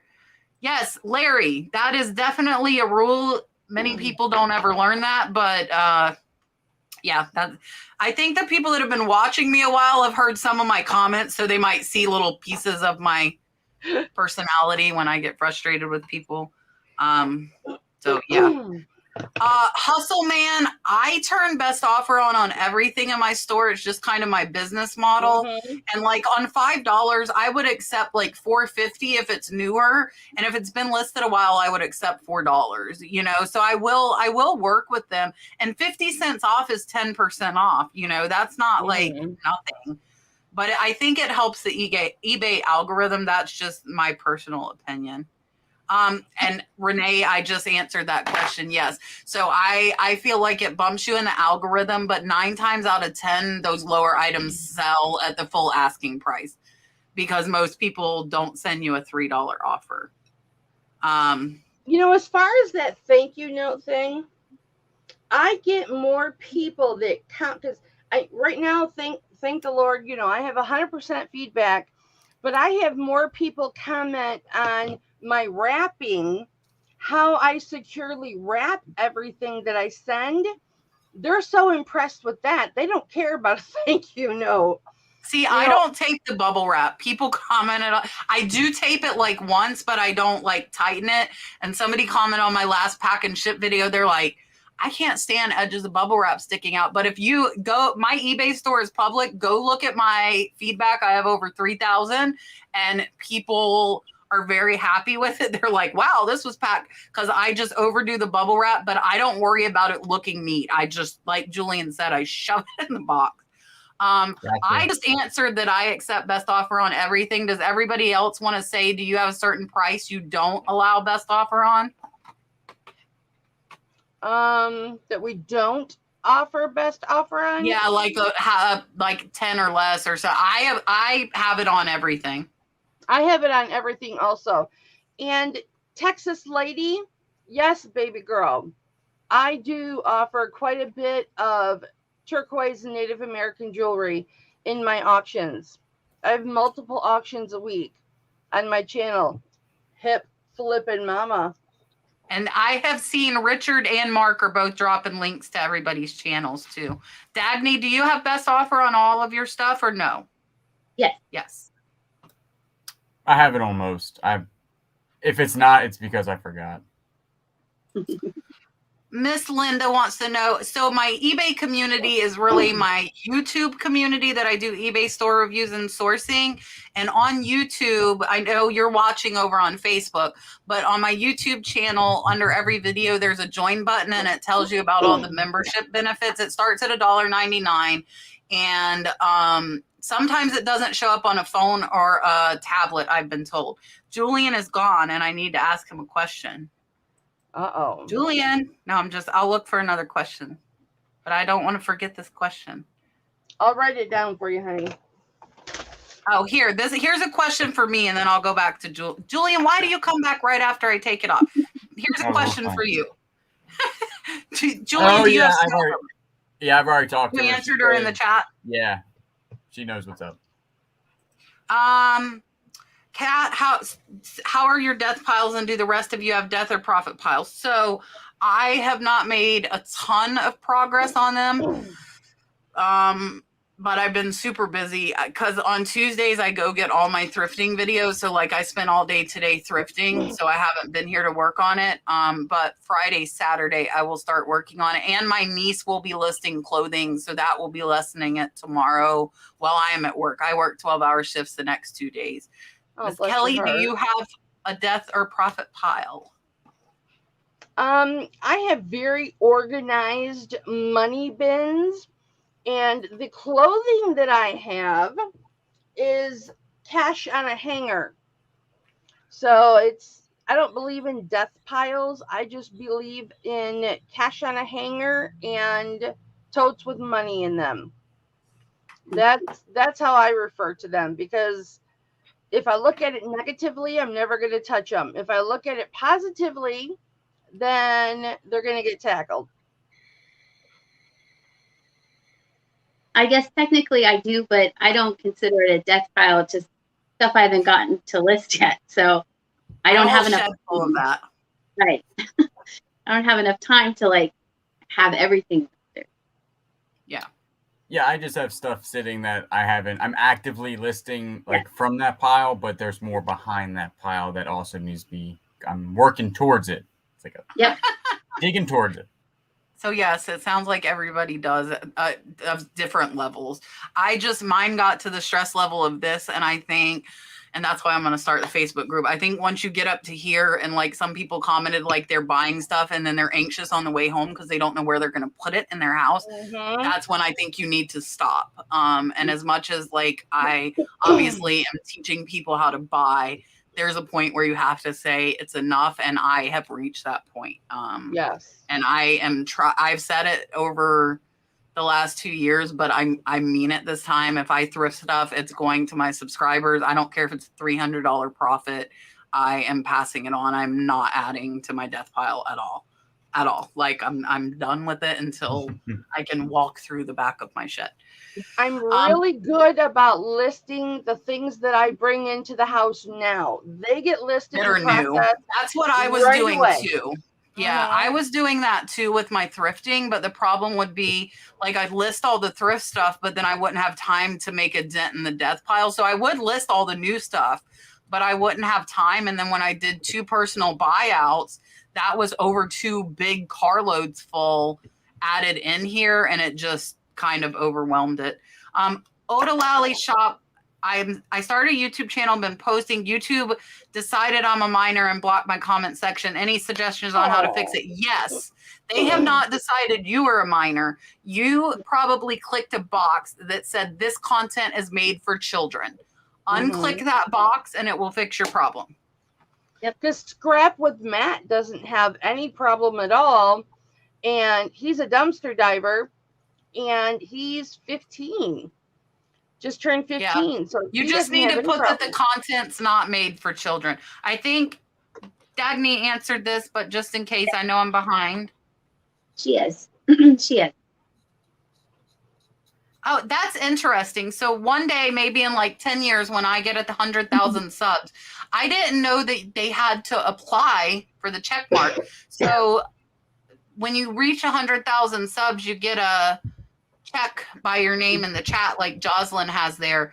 But I didn't. That's interesting that you have to actually apply for the check mark. Julian will remember that for 2031 when we like hit 100,000 subscribers. Flippin Duck, what is your opinion on selling on Facebook Marketplace? Hit Flippin Daddy does not allow me to sell on Facebook Marketplace. Strictly based on the fact that he doesn't want our garage filled with items that are waiting to sell. So, and he doesn't want people coming to the house, and he doesn't want me going to meet people, and he doesn't want to have to go with me, so I'm not allowed to do Facebook Marketplace. I've tried selling on Facebook Marketplace and it didn't work, so I don't. I haven't started shipping yet there, but I do local deals, and I had people come to the house, and I had one really bad experience. So I was like, that's not good. So I went and actually got a storage unit. Now we only meet at the storage unit, which is like down the road from my house. And I only had one bad experience meeting somebody. So, but I've met like a lot. So that's really pretty good odds. And I sell on Facebook Marketplace, but shipping only. I do not do any local Facebook Marketplace. And I think selling on Facebook Marketplace, minus the great crash of Facebook of 2021 that happened yesterday or the day before. Yesterday. It was yesterday. It was yesterday. Is great. I couldn't print my labels for Facebook Marketplace yesterday, but obviously that's not a regular occurrence. Facebook has the lowest of the fees, which is only 5%. So I think Facebook is a good starting as well. And Facebook has the lowest fees of all of the platforms. It is only 5% for selling on Facebook Marketplace shipped. All right. I see a new member, so I'm going to grab that after we answer this question. Miss Tempting Treasures wants to know if anybody uses Sellhound. She said she gets lots of quality shoes, boots, more than she can process. She doesn't want to hire. They charge $200 to $250 and we'll give her lower, but she'd be earning more due to volume. No, I don't use it. I don't use it either. Me neither. I do not. I don't know if Clay is in here. Clay's Closet is a good friend of mine, and he uses Sellhound a lot. And we talked about this last week because if I'm going to take the pictures, I feel like that's the hardest part. Like once I take the photos, the listing part's easy. I'm not going to take the photos and then pay somebody $2 to build the listing, especially like now I've got my niece. Before using Sellhound, I would see if you have a friend or family member, somebody you trust, that you could pay $2 or $2.50 a listing and help them. That's just my personal opinion. If I take the pictures, I'm going to finish the listing. That is just my personal opinion. But Clay uses Sellhound a lot, and he absolutely loves it. So, yeah.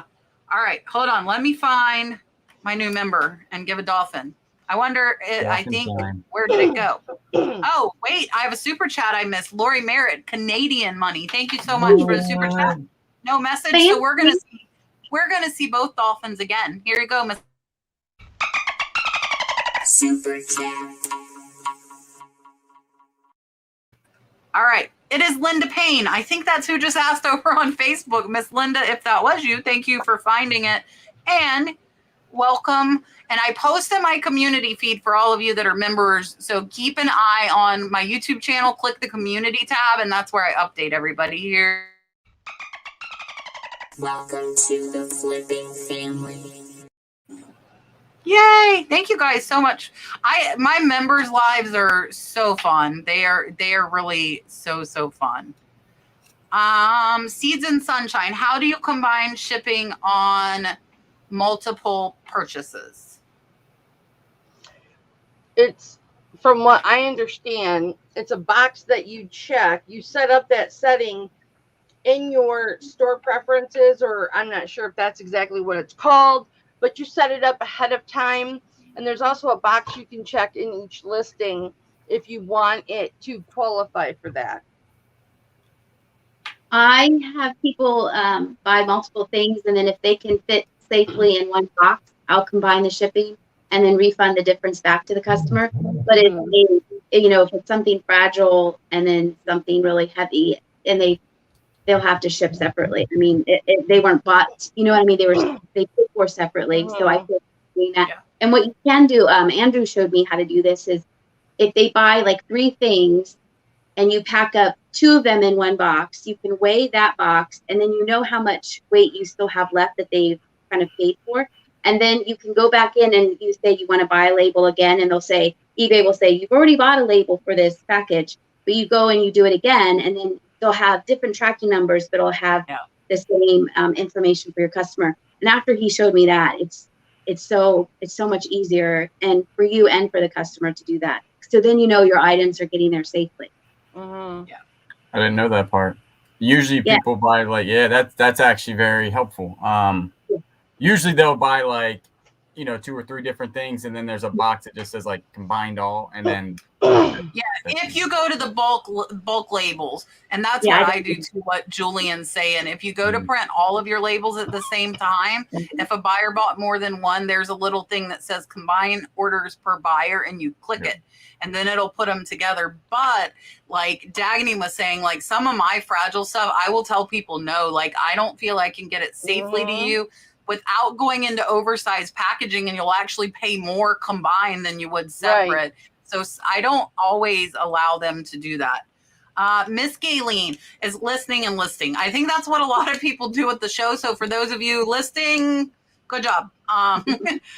What was I saying at the beginning about the Facebook group and Death Pile support group? So myself, Richard, who is Otnip Drop Flips, and Dale Flippin Fiasco are going to start a Facebook support group to stop buying if you have too much stuff.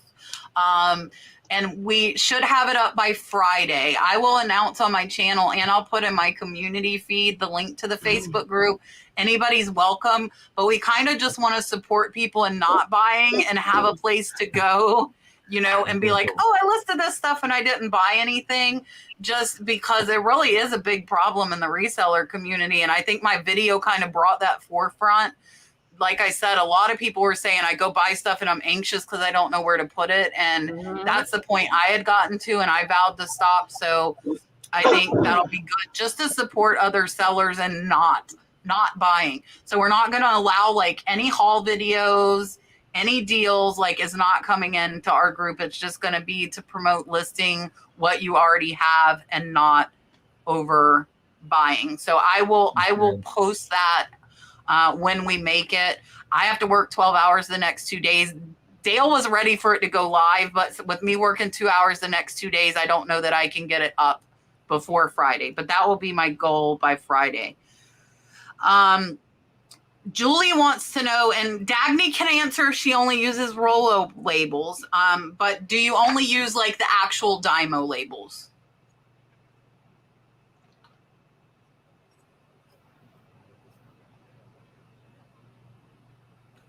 Miss Kelly?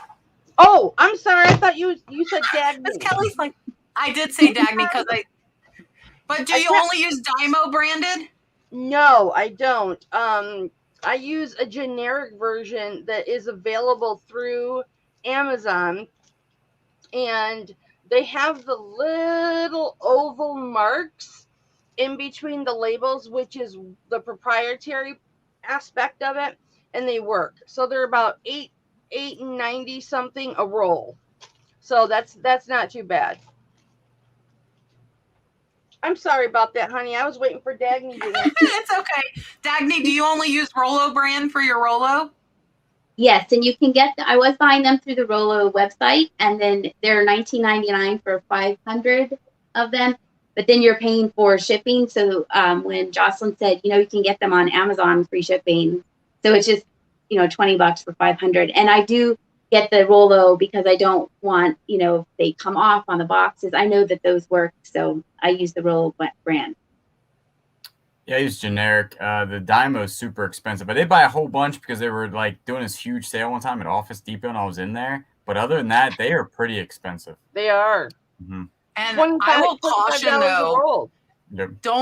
I bought the super cheap ones that were like 20 rolls, and it almost ruined my Dymo. So I use like middle of the ground generic Dymo. The very cheap ones come off the roll and almost ate my Dymo. So I wouldn't suggest doing the cheapest. Do like a little above the cheapest. I will post the link if that's okay, Kat. I'll post the link for what I use, and I've never had a problem. Angela wants to know what it takes to make your first eBay sale. Step 1, I'm going to say it, and I bet everybody else will, is to list. You have to list. Start listing. You're not going to get your first sale without listing. And some things might take a few months to sell. Don't expect, like, if you watch me, I only had 9 items go out this weekend, and I have 3,500 listed. So if you only have 100 listed, sometimes stuff's not going to sell, you know, unless you're only sourcing super, super popular stuff. So you just need to start listing. You guys have, what else do you think it takes to make your first eBay sale besides listing and starting? Fiddle fart with your store every single day. Go in there and move pictures around, rearrange pictures. You might want to, you know, reword a sentence. As long as you are active within your store, it's still going to push your listings up higher, because it makes it think that you're listing. I think you should also list every day. Mm-hmm. Yes. I don't think you should go, I list every day. If it's, I only have time for 2 things to go live because I'm busy doing something else. But I know when I went to Arkansas, I had 5 for each day I was gone. So I could shoot those 5 out there and make them live just so your store is active. Yes. Yeah, I mean, you're talking about your first eBay sale, just list it. Just get started. Something will sell. It's amazing what sells on eBay. So Messing Duncan. with your listings is how I continued to have sales from my eBay store without listing in my eBay store for almost a year. So, Duncan, what time is it there? Duncan is not in the US. I believe Duncan is in Australia. I might be wrong, but I think Duncan is Australia. Duncan, what time is it there? Because I feel like this is like, maybe it's the middle of the day. I don't know. Duncan, tell me what time it is. And Duncan wants to know, like, I'm assuming at the beginning of the day, do you list first, pack first, or do customer service, or kind of a mix of everything on your usual daily routine? I do jewelry items first. That's the first thing that I do. Is do you list them, pack them, or what do you do with them? I would pack them for people that have paid, and then I'll go through any auctions I may have bid on. And then when I'm all done with my jewelry items, I may process jewelry items that I've gotten in, which is cleaning, testing, sanitizing, repairing, whatever it is. And then once that's done, then I switch to my eBay. I list first, then pack. But I also, if I have something big and oversized and heavy, I will list it, pack it, then I know, weigh it, and I know exactly the size of the box and the weight of it. So when I put it on the listing, I know it's exact. And then you're not eating the shipping when it actually sells. I would give that advice. So if you have really big items, pack it, label it, obviously. Tape the sticky note to the box. Don't just put sticky note on there. And then you have it ready to go. And then when it sells, then you're like, oh, I already packed that. You feel like a boss because you don't have to try to make nice. it. Yeah. I don't have room. I don't have room to do it. I pack, list. Customer service is usually mixed in with all that. And I typically, like, after the show tonight, I will take pictures. I take pictures at night for my listing in the morning. So I kind of chill on the couch when I wake up, do some listing, and then I pull and pack. And I handle customer service as it comes in. So any questions, I just grab them right away as they come in. Middle-aged Crazy, welcome to channel membership. Here is your... Welcome to the Flipping family. Thank you. And I'm going to have more. I will get this weekend some more reseller boxes up for you guys for sure. Definitely some jewelry as I go through it for the show and some other stuff too. Pod Rosie wants to know how many days before you do something about a non-paying buyer. Mine will automatically take care of it at 4 days. So I just let it go for 4 days, and then it will take care of itself. If you sell on eBay, it will automatically take care of it also for you. But after 3 days, I send a payment reminder because I've had this a lot of times that people didn't realize that they won it, or they didn't realize I accepted an offer. Mhm. And I think the payment reminder is a nice way of saying hello. And then they usually are like, oh, I'm sorry. Or they'll say, I'm going to pay it, on this day. And then if they don't do anything with the payment reminder, I'll send one more time and I'll say, have you changed your mind? I'll be glad to cancel the sale. And they'll either that will really get them and they'll pay. But I do like to just give a little friendly, I do it after on the third day. I don't do it right away. And I think 2 days is fine. But then if you forget about it, eBay will take care of it for you. That is a nice thing. But they will not relist it. Make sure if you get a No. cancellation notice that Right. you go find that item and put it back up. It used to be they would ask you if you wanted to Would you relist it. Now it doesn't relist anymore. Well, now the email says you canceled this order, and if you're like, wait, I know. what? What did I do? No, It I scares you didn't. for a second. You're like, no, I didn't. But Yeah. I never used to do the payment reminder, but like a couple lives ago, somebody brought that up, and I was like, I'm gonna start doing that. And actually, I think it does work, especially on auctions, or because I don't know if they're paying attention if they won, because usually I'll send it, and like a couple hours later, I get the payment. So I think that actually does work, and I do that within 2 to 3 days is a good, I think that's a solid thing. And then I don't do it after that. I send them one thing. If it doesn't, I let it run its course, and then it just ends itself.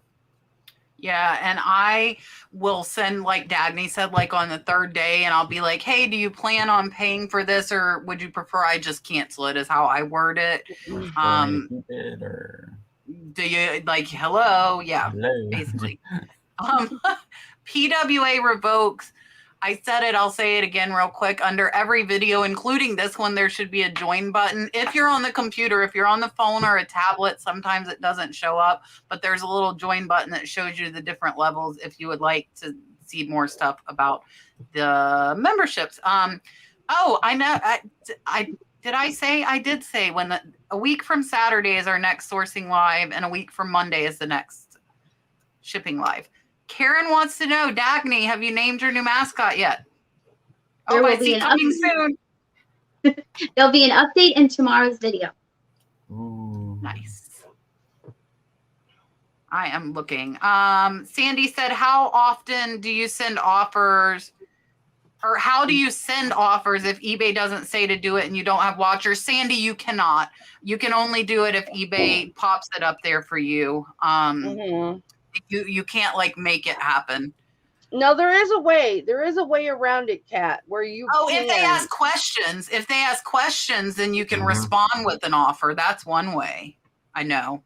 That's true. Katie and Vicky know a way around it, but I don't know what it is. Yeah, I don't know that. Mr. and Mrs. Berkeley girl, aka the other Katie. Am I shipping box in a bag? No.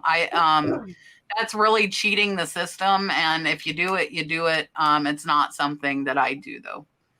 I either ship in the bag or ship in a box. I do that only because, and they're small boxes, but are you doing it? Are you doing it to get the rate decrease? Is my question, because that's what they're. I'm doing it to get the rate decrease. However, the only reason I do it is with pirate ship, your package must be 7 inches long, and sometimes the box is not 7 inches long. Yeah, they won't let you ship 4x4x4. Right. And so I'll put the 4x4x4 into a bag, and then it's acceptable. Okay, I see this question over and over and over. So let me show you. Let's see if I have any offers to send, and I'm going to hold my phone up here, guys. So here, I'll make me big somehow if I can. So if you see on here, like this is your screen. Down here, it says 6 send offers to buyers. You then click this. Whoa, no, don't look at my 1200 specifics I need. Click send offers to buyers, and then you do it. But you can only do it if this is why I never have the screen by myself. You can only do it if you have that option there on the bottom that says send offers to buyers. If you don't, then you cannot do it unless you're responding to their question. Victor wants to know if anyone uses Sendle And he's saying that they didn't adjust for holiday rates yet and the $150 insurance. I'm going to assume that's like a pirate ship thing. So I don't know what that is. Does anybody else know what that is? Mm-mm. No.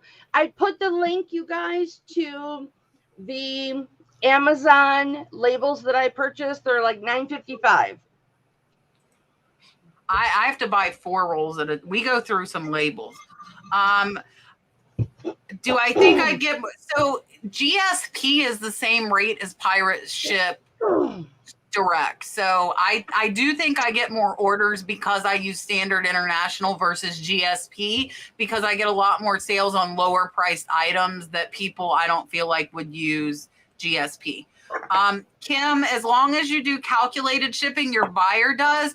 If you do free shipping and a GSP person buys it, you pay for the shipping to Kentucky, and then your buyer would cover the international shipping from Kentucky, is how that works. Because I've sold some shirts with free shipping GSP, and I pay for it to go to Kentucky, and then the buyer pays for everything else. What did I miss? Did the wrenches handle it? I see the wrenches need to handle it. What did I miss? They were handling. Now, I will add to that, Kat, that Pirate Ship has started to do like a GSP type of program where it would come up in a Kentucky location, just like eBay's GSP. However, they're no longer doing it, at least in my, because I send a lot of international packages. They don't do it anymore because I think it was screwing up. I know some of those packages were coming back to me when they were coming up as Kentucky. So I don't think Pirate Ship is using that tactic anymore. Denise wants to know what we're drinking in our cups. She said she's kidding, and she wants to know what kind of scales we use. Water. Mine's just water, and I use, well, I won't show you my jewelry scale, but I just use it's a Horizon. It goes to like 30 some pounds. Dagny? Water. And my scale's upstairs.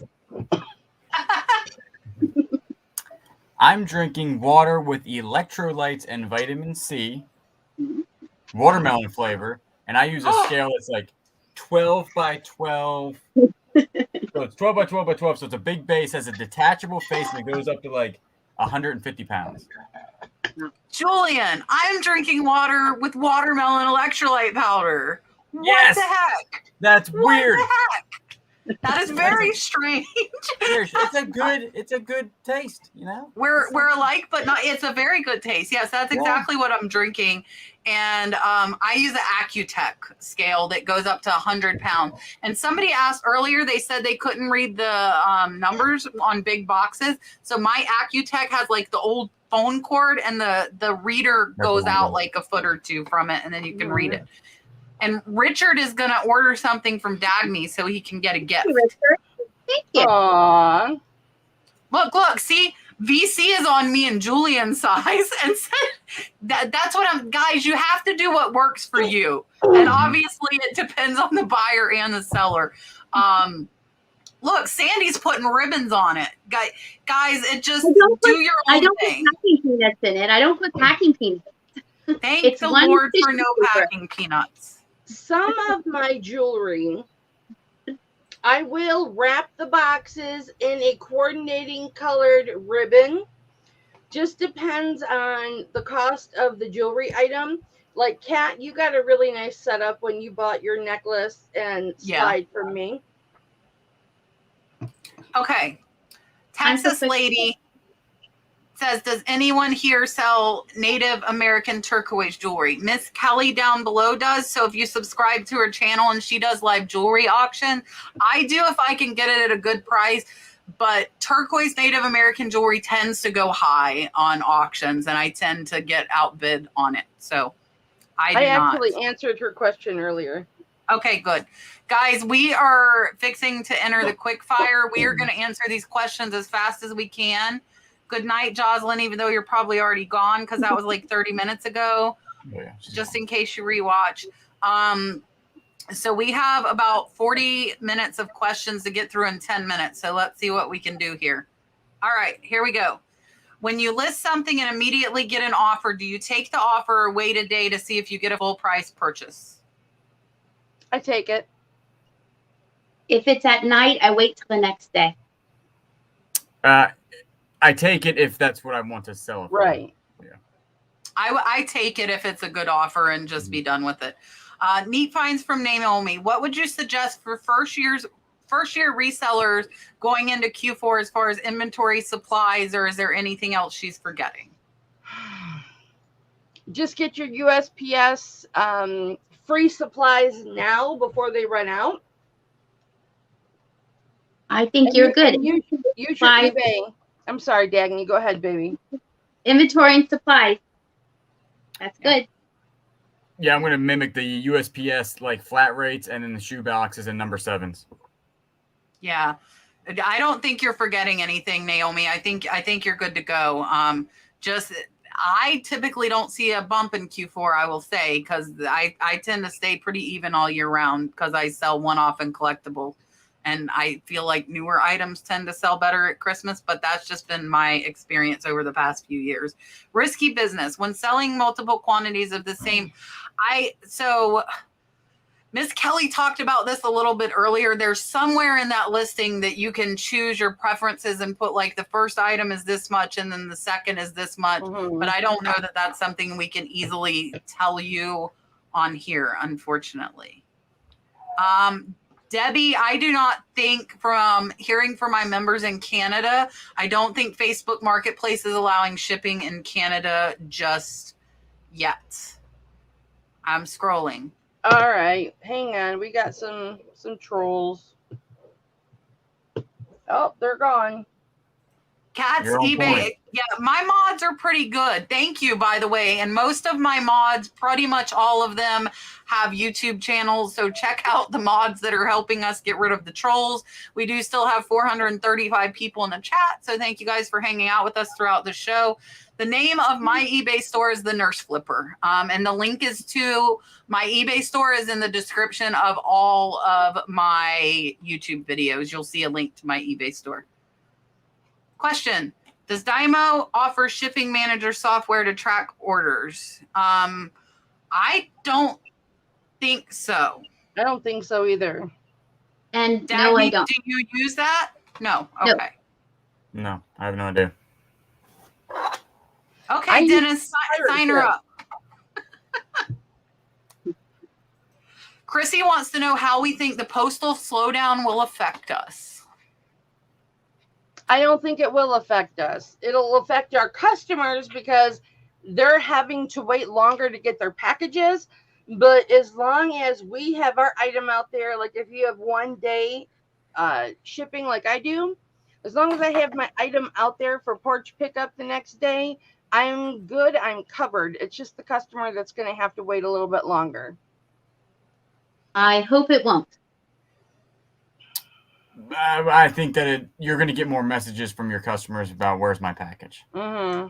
I would agree. I think we're going to have some pissed off customers and we're going to have to tell them we're sorry. I think some items just don't warrant that priority. Like they don't want a $7 item and you're charging them $9 for shipping. So if they're not willing to pay it, which most of them probably won't, then they're going to get first class, which is going to be slowed down forever now. It's not just through Q4.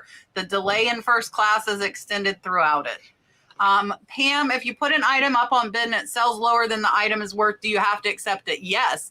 So you are who chooses what you start that auction at. That is why I do not suggest 90% of the time doing auction. If you start an auction at 99 cents and you get a bid, unless you have a reserve set, then that's a binding contract on eBay. And yes, you would have to take it. So my suggestion, especially if you're new, is don't do auctions, guys. Don't do them. Not in the beginning. do the amount the least amount you're willing to take. So if it sells for $5 and you are happy with $5, but we're hoping for 20, then you're not disappointed. Don't do Right. 99 Started cents. at the lowest you will be happy with. Yep. Joseph, we will have Julian tell the story of the Keurig and the roach to close us out. Julian, don't forget. You had a request. How are resellers finding out about your new source items you're selling? So in my confession video, said I have too much stuff. I vowed not to add to my death pile until I work through a lot of it. So all of my thrifting videos, everything I buy, I am putting in like 1 or 2 boxes. Actually, one of them had 3. So everything I would buy for myself to resale, I buy it. I double the price. So if I pay $1, you pay $2. And I keep that in mind when I'm buying. Like if double it would be too much for resale, I leave it there. And then I notify my channel members first, an hour before the video goes live. And when the video goes live, everybody sees it. But up to this point, which there have only been 3 videos, all 3 boxes, actually there have been 5 because the one video had 3 boxes. All boxes have sold in under 30 seconds. So right now, anybody that's not a channel member, honestly, has not had an opportunity to get them, unfortunately, because there's only 1 box and I have almost 17,000 subscribers. So they're going very, very fast. But I am adding reseller boxes on top of that. So I post, as soon as you see the thrift video, that means the box is available, but most times it is already gone. I wish I could get more. I will tell you, 2 of the places I went today will probably have like 3 boxes each. So those days there will be more, because it was a 50% off the whole store at one of the stores today. And I filled it with Christmas stuff, which is perfect to list right now. Tons of Christmas stuff. So Kat, yeah. I don't know how you do everything that you do, honey. I don't either. Some days. don't know how Duncan you said do it's though. 12:37 p.m. there. He said he was on Wednesday, though, so he's in the future. Duncan's in It's the Wednesday. Duncan from the future is with us. Christy, I see multiples. Yes, you do. There's a button somewhere that you click if something sells, your cell phone would beep at you. Joy, it should be in your apps in the settings, and you should have your cha-ching. But a lot of people, like eBay app over time, loses it, I think, with some phone updates. So if you uninstall the eBay app and reinstall it, you should have the cha-ching as long as your notifications are turned on. I didn't have my cha-ching earlier today, but I had it tonight. So yeah, we heard her cha-ching earlier. Yes, we're having a 12-step program Facebook group for buying for resellers.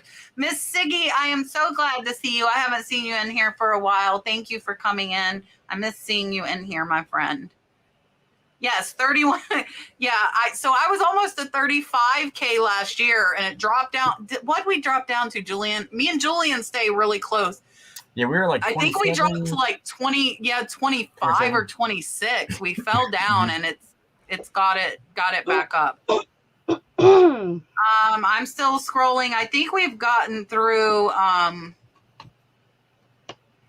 So Carol to Europe pays a lot through GSP, but it doesn't necessarily pay a lot. It doesn't cost a lot if you use Standard International. What are the questions we are not? The vintage Fantique, I don't know. But I will tell you, there is a playlist of these shows for the last year and a half. And I do the same format. We answer questions for 2 hours from all of the resellers. And you can go watch that playlist when you're listing, and you will hear tons of questions. Some of them do get asked almost every week. And just go and listen. Yes, I alternate, Joy, between watermelon and the lemonade. Those are like mine's lemon lime. We're the same but different. Donella wants to know how we came up with our eBay store names, and I guess maybe say what our eBay store name is. Mine is Hip Flippin Mama, and I've always been a mama to everybody. My husband and I coached everything our kids did, so I was always team mom. And all the boys, because I'm a big girl, they called me Big Mama, Big Mama, Big Mama. And they all like to hang out with me because I'm not a normal adult and I don't talk like a normal adult. And so they always told me I was really cool. You're really cool for a mom. So I thought, well, okay, I will use hip. And then of course I flip and I'm a mama. You know, and most people in the YouTube community call me mama. Not everybody, but most people do call me mama. So that's how I got my name. I used to knit daily for about 12 years. I was very into knitting. And there's a website that my name on that was Flying Pig Knits. And I got that because it took me so long to graduate from college that the theme was, oh, I'll graduate when pigs fly. And then that knitting site came up. So then I was like, oh, I'll be Flying Pig Knits. And then when I decided to do this, I thought, I'm not knitting anymore, I'm thrifting. So I thought Flying Pig Thrifts. I love your name, Dagny. My girlfriend just named it and I said, I like that. And then we ran with it from there. It took every bit of like 4 seconds.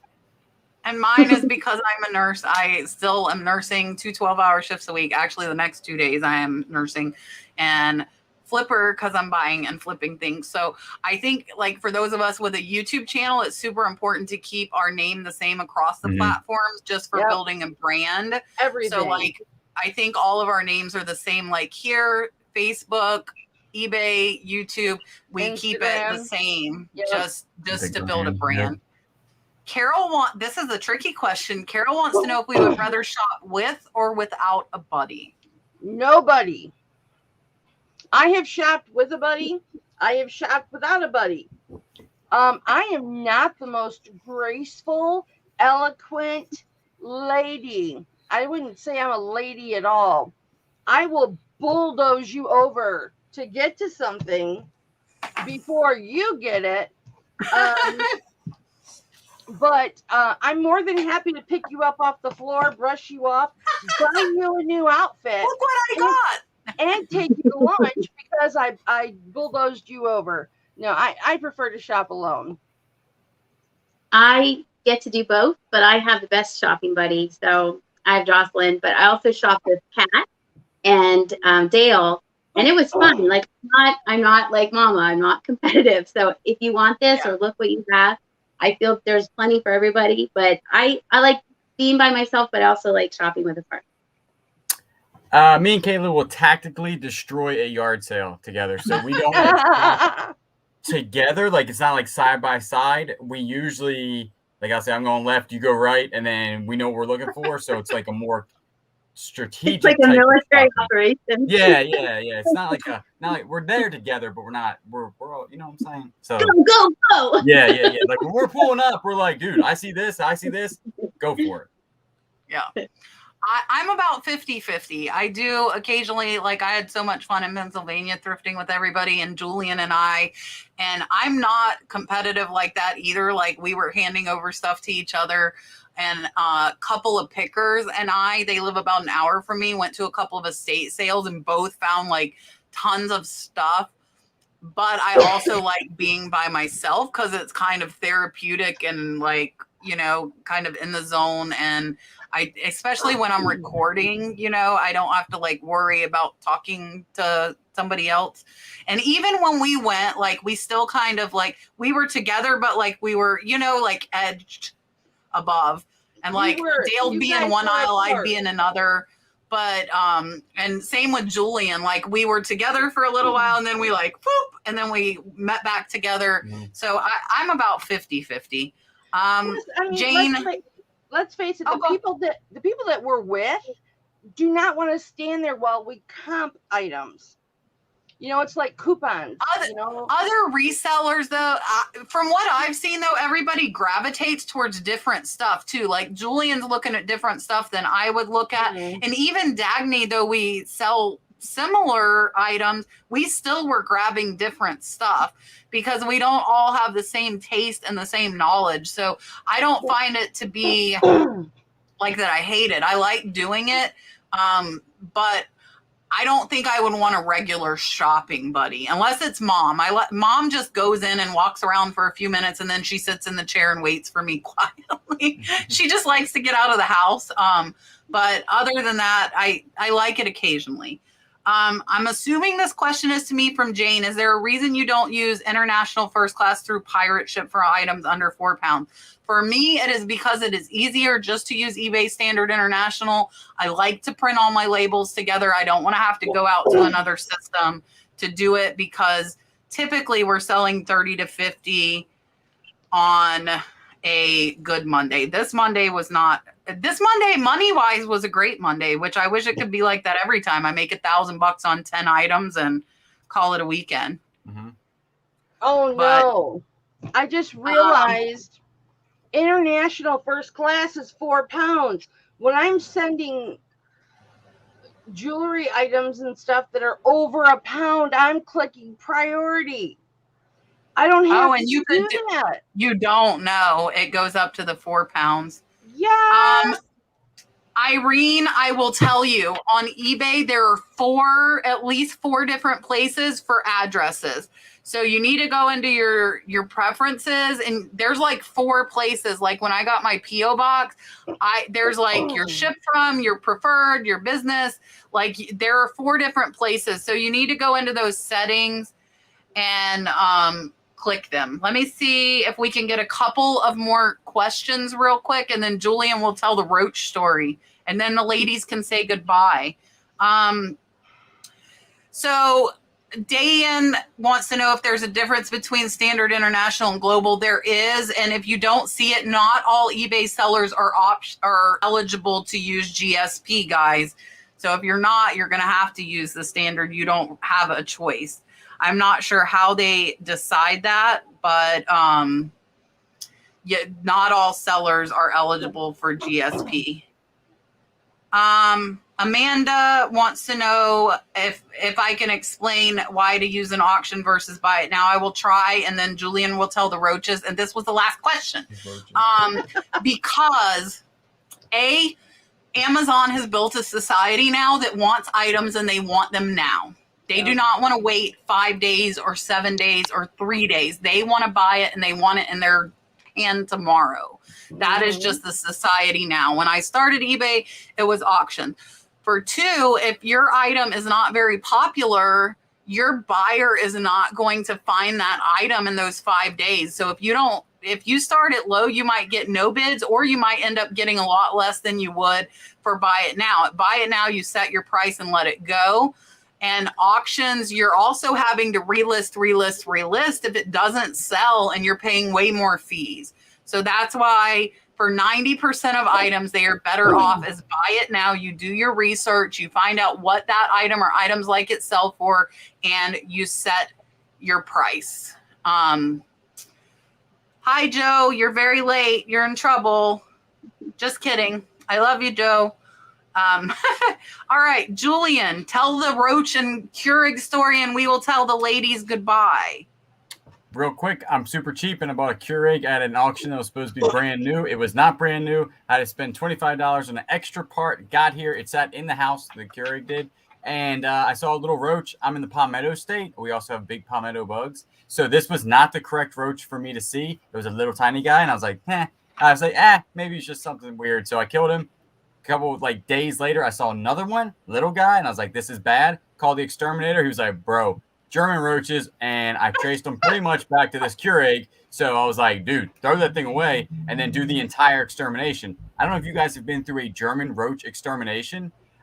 It's not just like they spray. Well, I only had 2. Like he said, there's not infestations. There's most likely they were in that, and you only saw the 2 that were came out or something. And I was like, no, I want to go ahead and do the whole thing.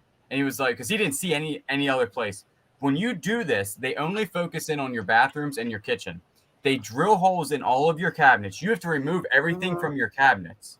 So then they drill holes in all of your cabinets, and then they stick all this, the pesticides in it. You have to leave the house for 8 hours So all the dogs out and everything. So we had to take everything out in the garage. They fumigated the house, did all this stuff, like $450 later, and then they have to come back and check.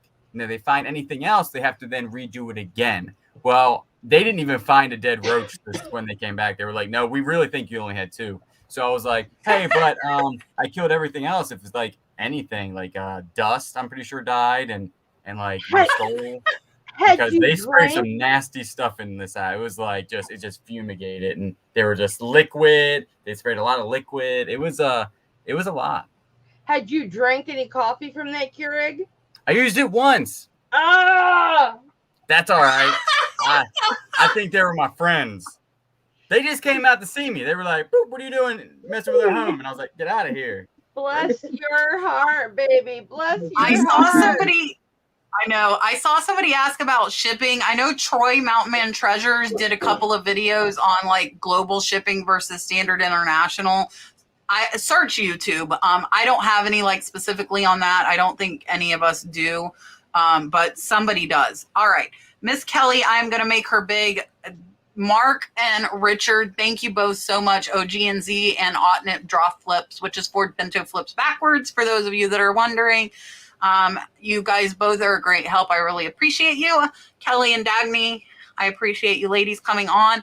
I'm going to let Miss Kelly go ahead and tell you she does do live jewelry sales. She can tell you what she has coming up. And then I will let Dagny say goodbye. And then we will close this out. Go, Kelly. Actually, I was doing a live jewelry auction prior to this this live, and now I'm going right back to the live auction. So head on over to my channel, hit Flippin' Mama, if you want to see kind of what type of jewelry I do have. It'll be fun. It'll be fun, and we will all have fun.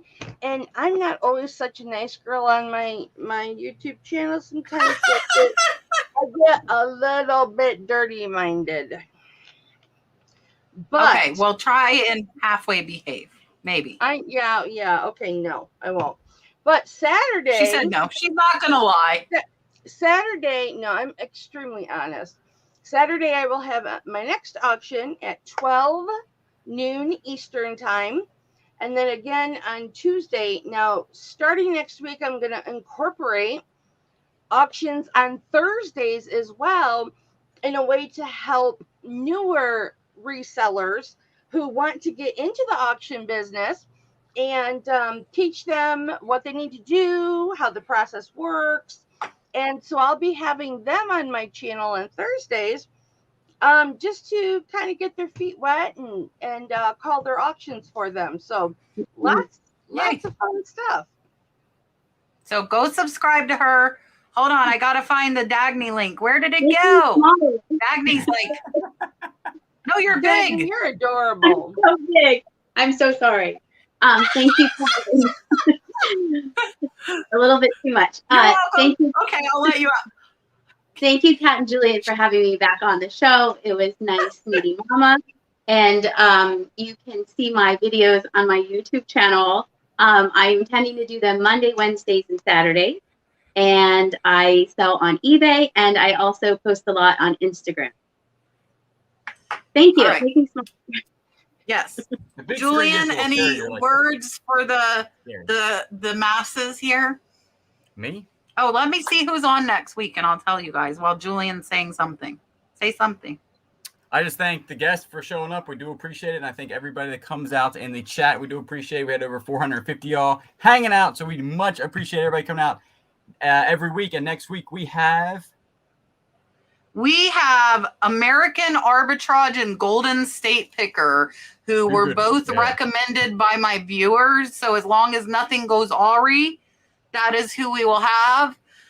American Arbitrage, Golden State Picker, both who are amazing, amazing pickers. And then the week after is none other than Tesla Picker Dave, who has not been with us forever.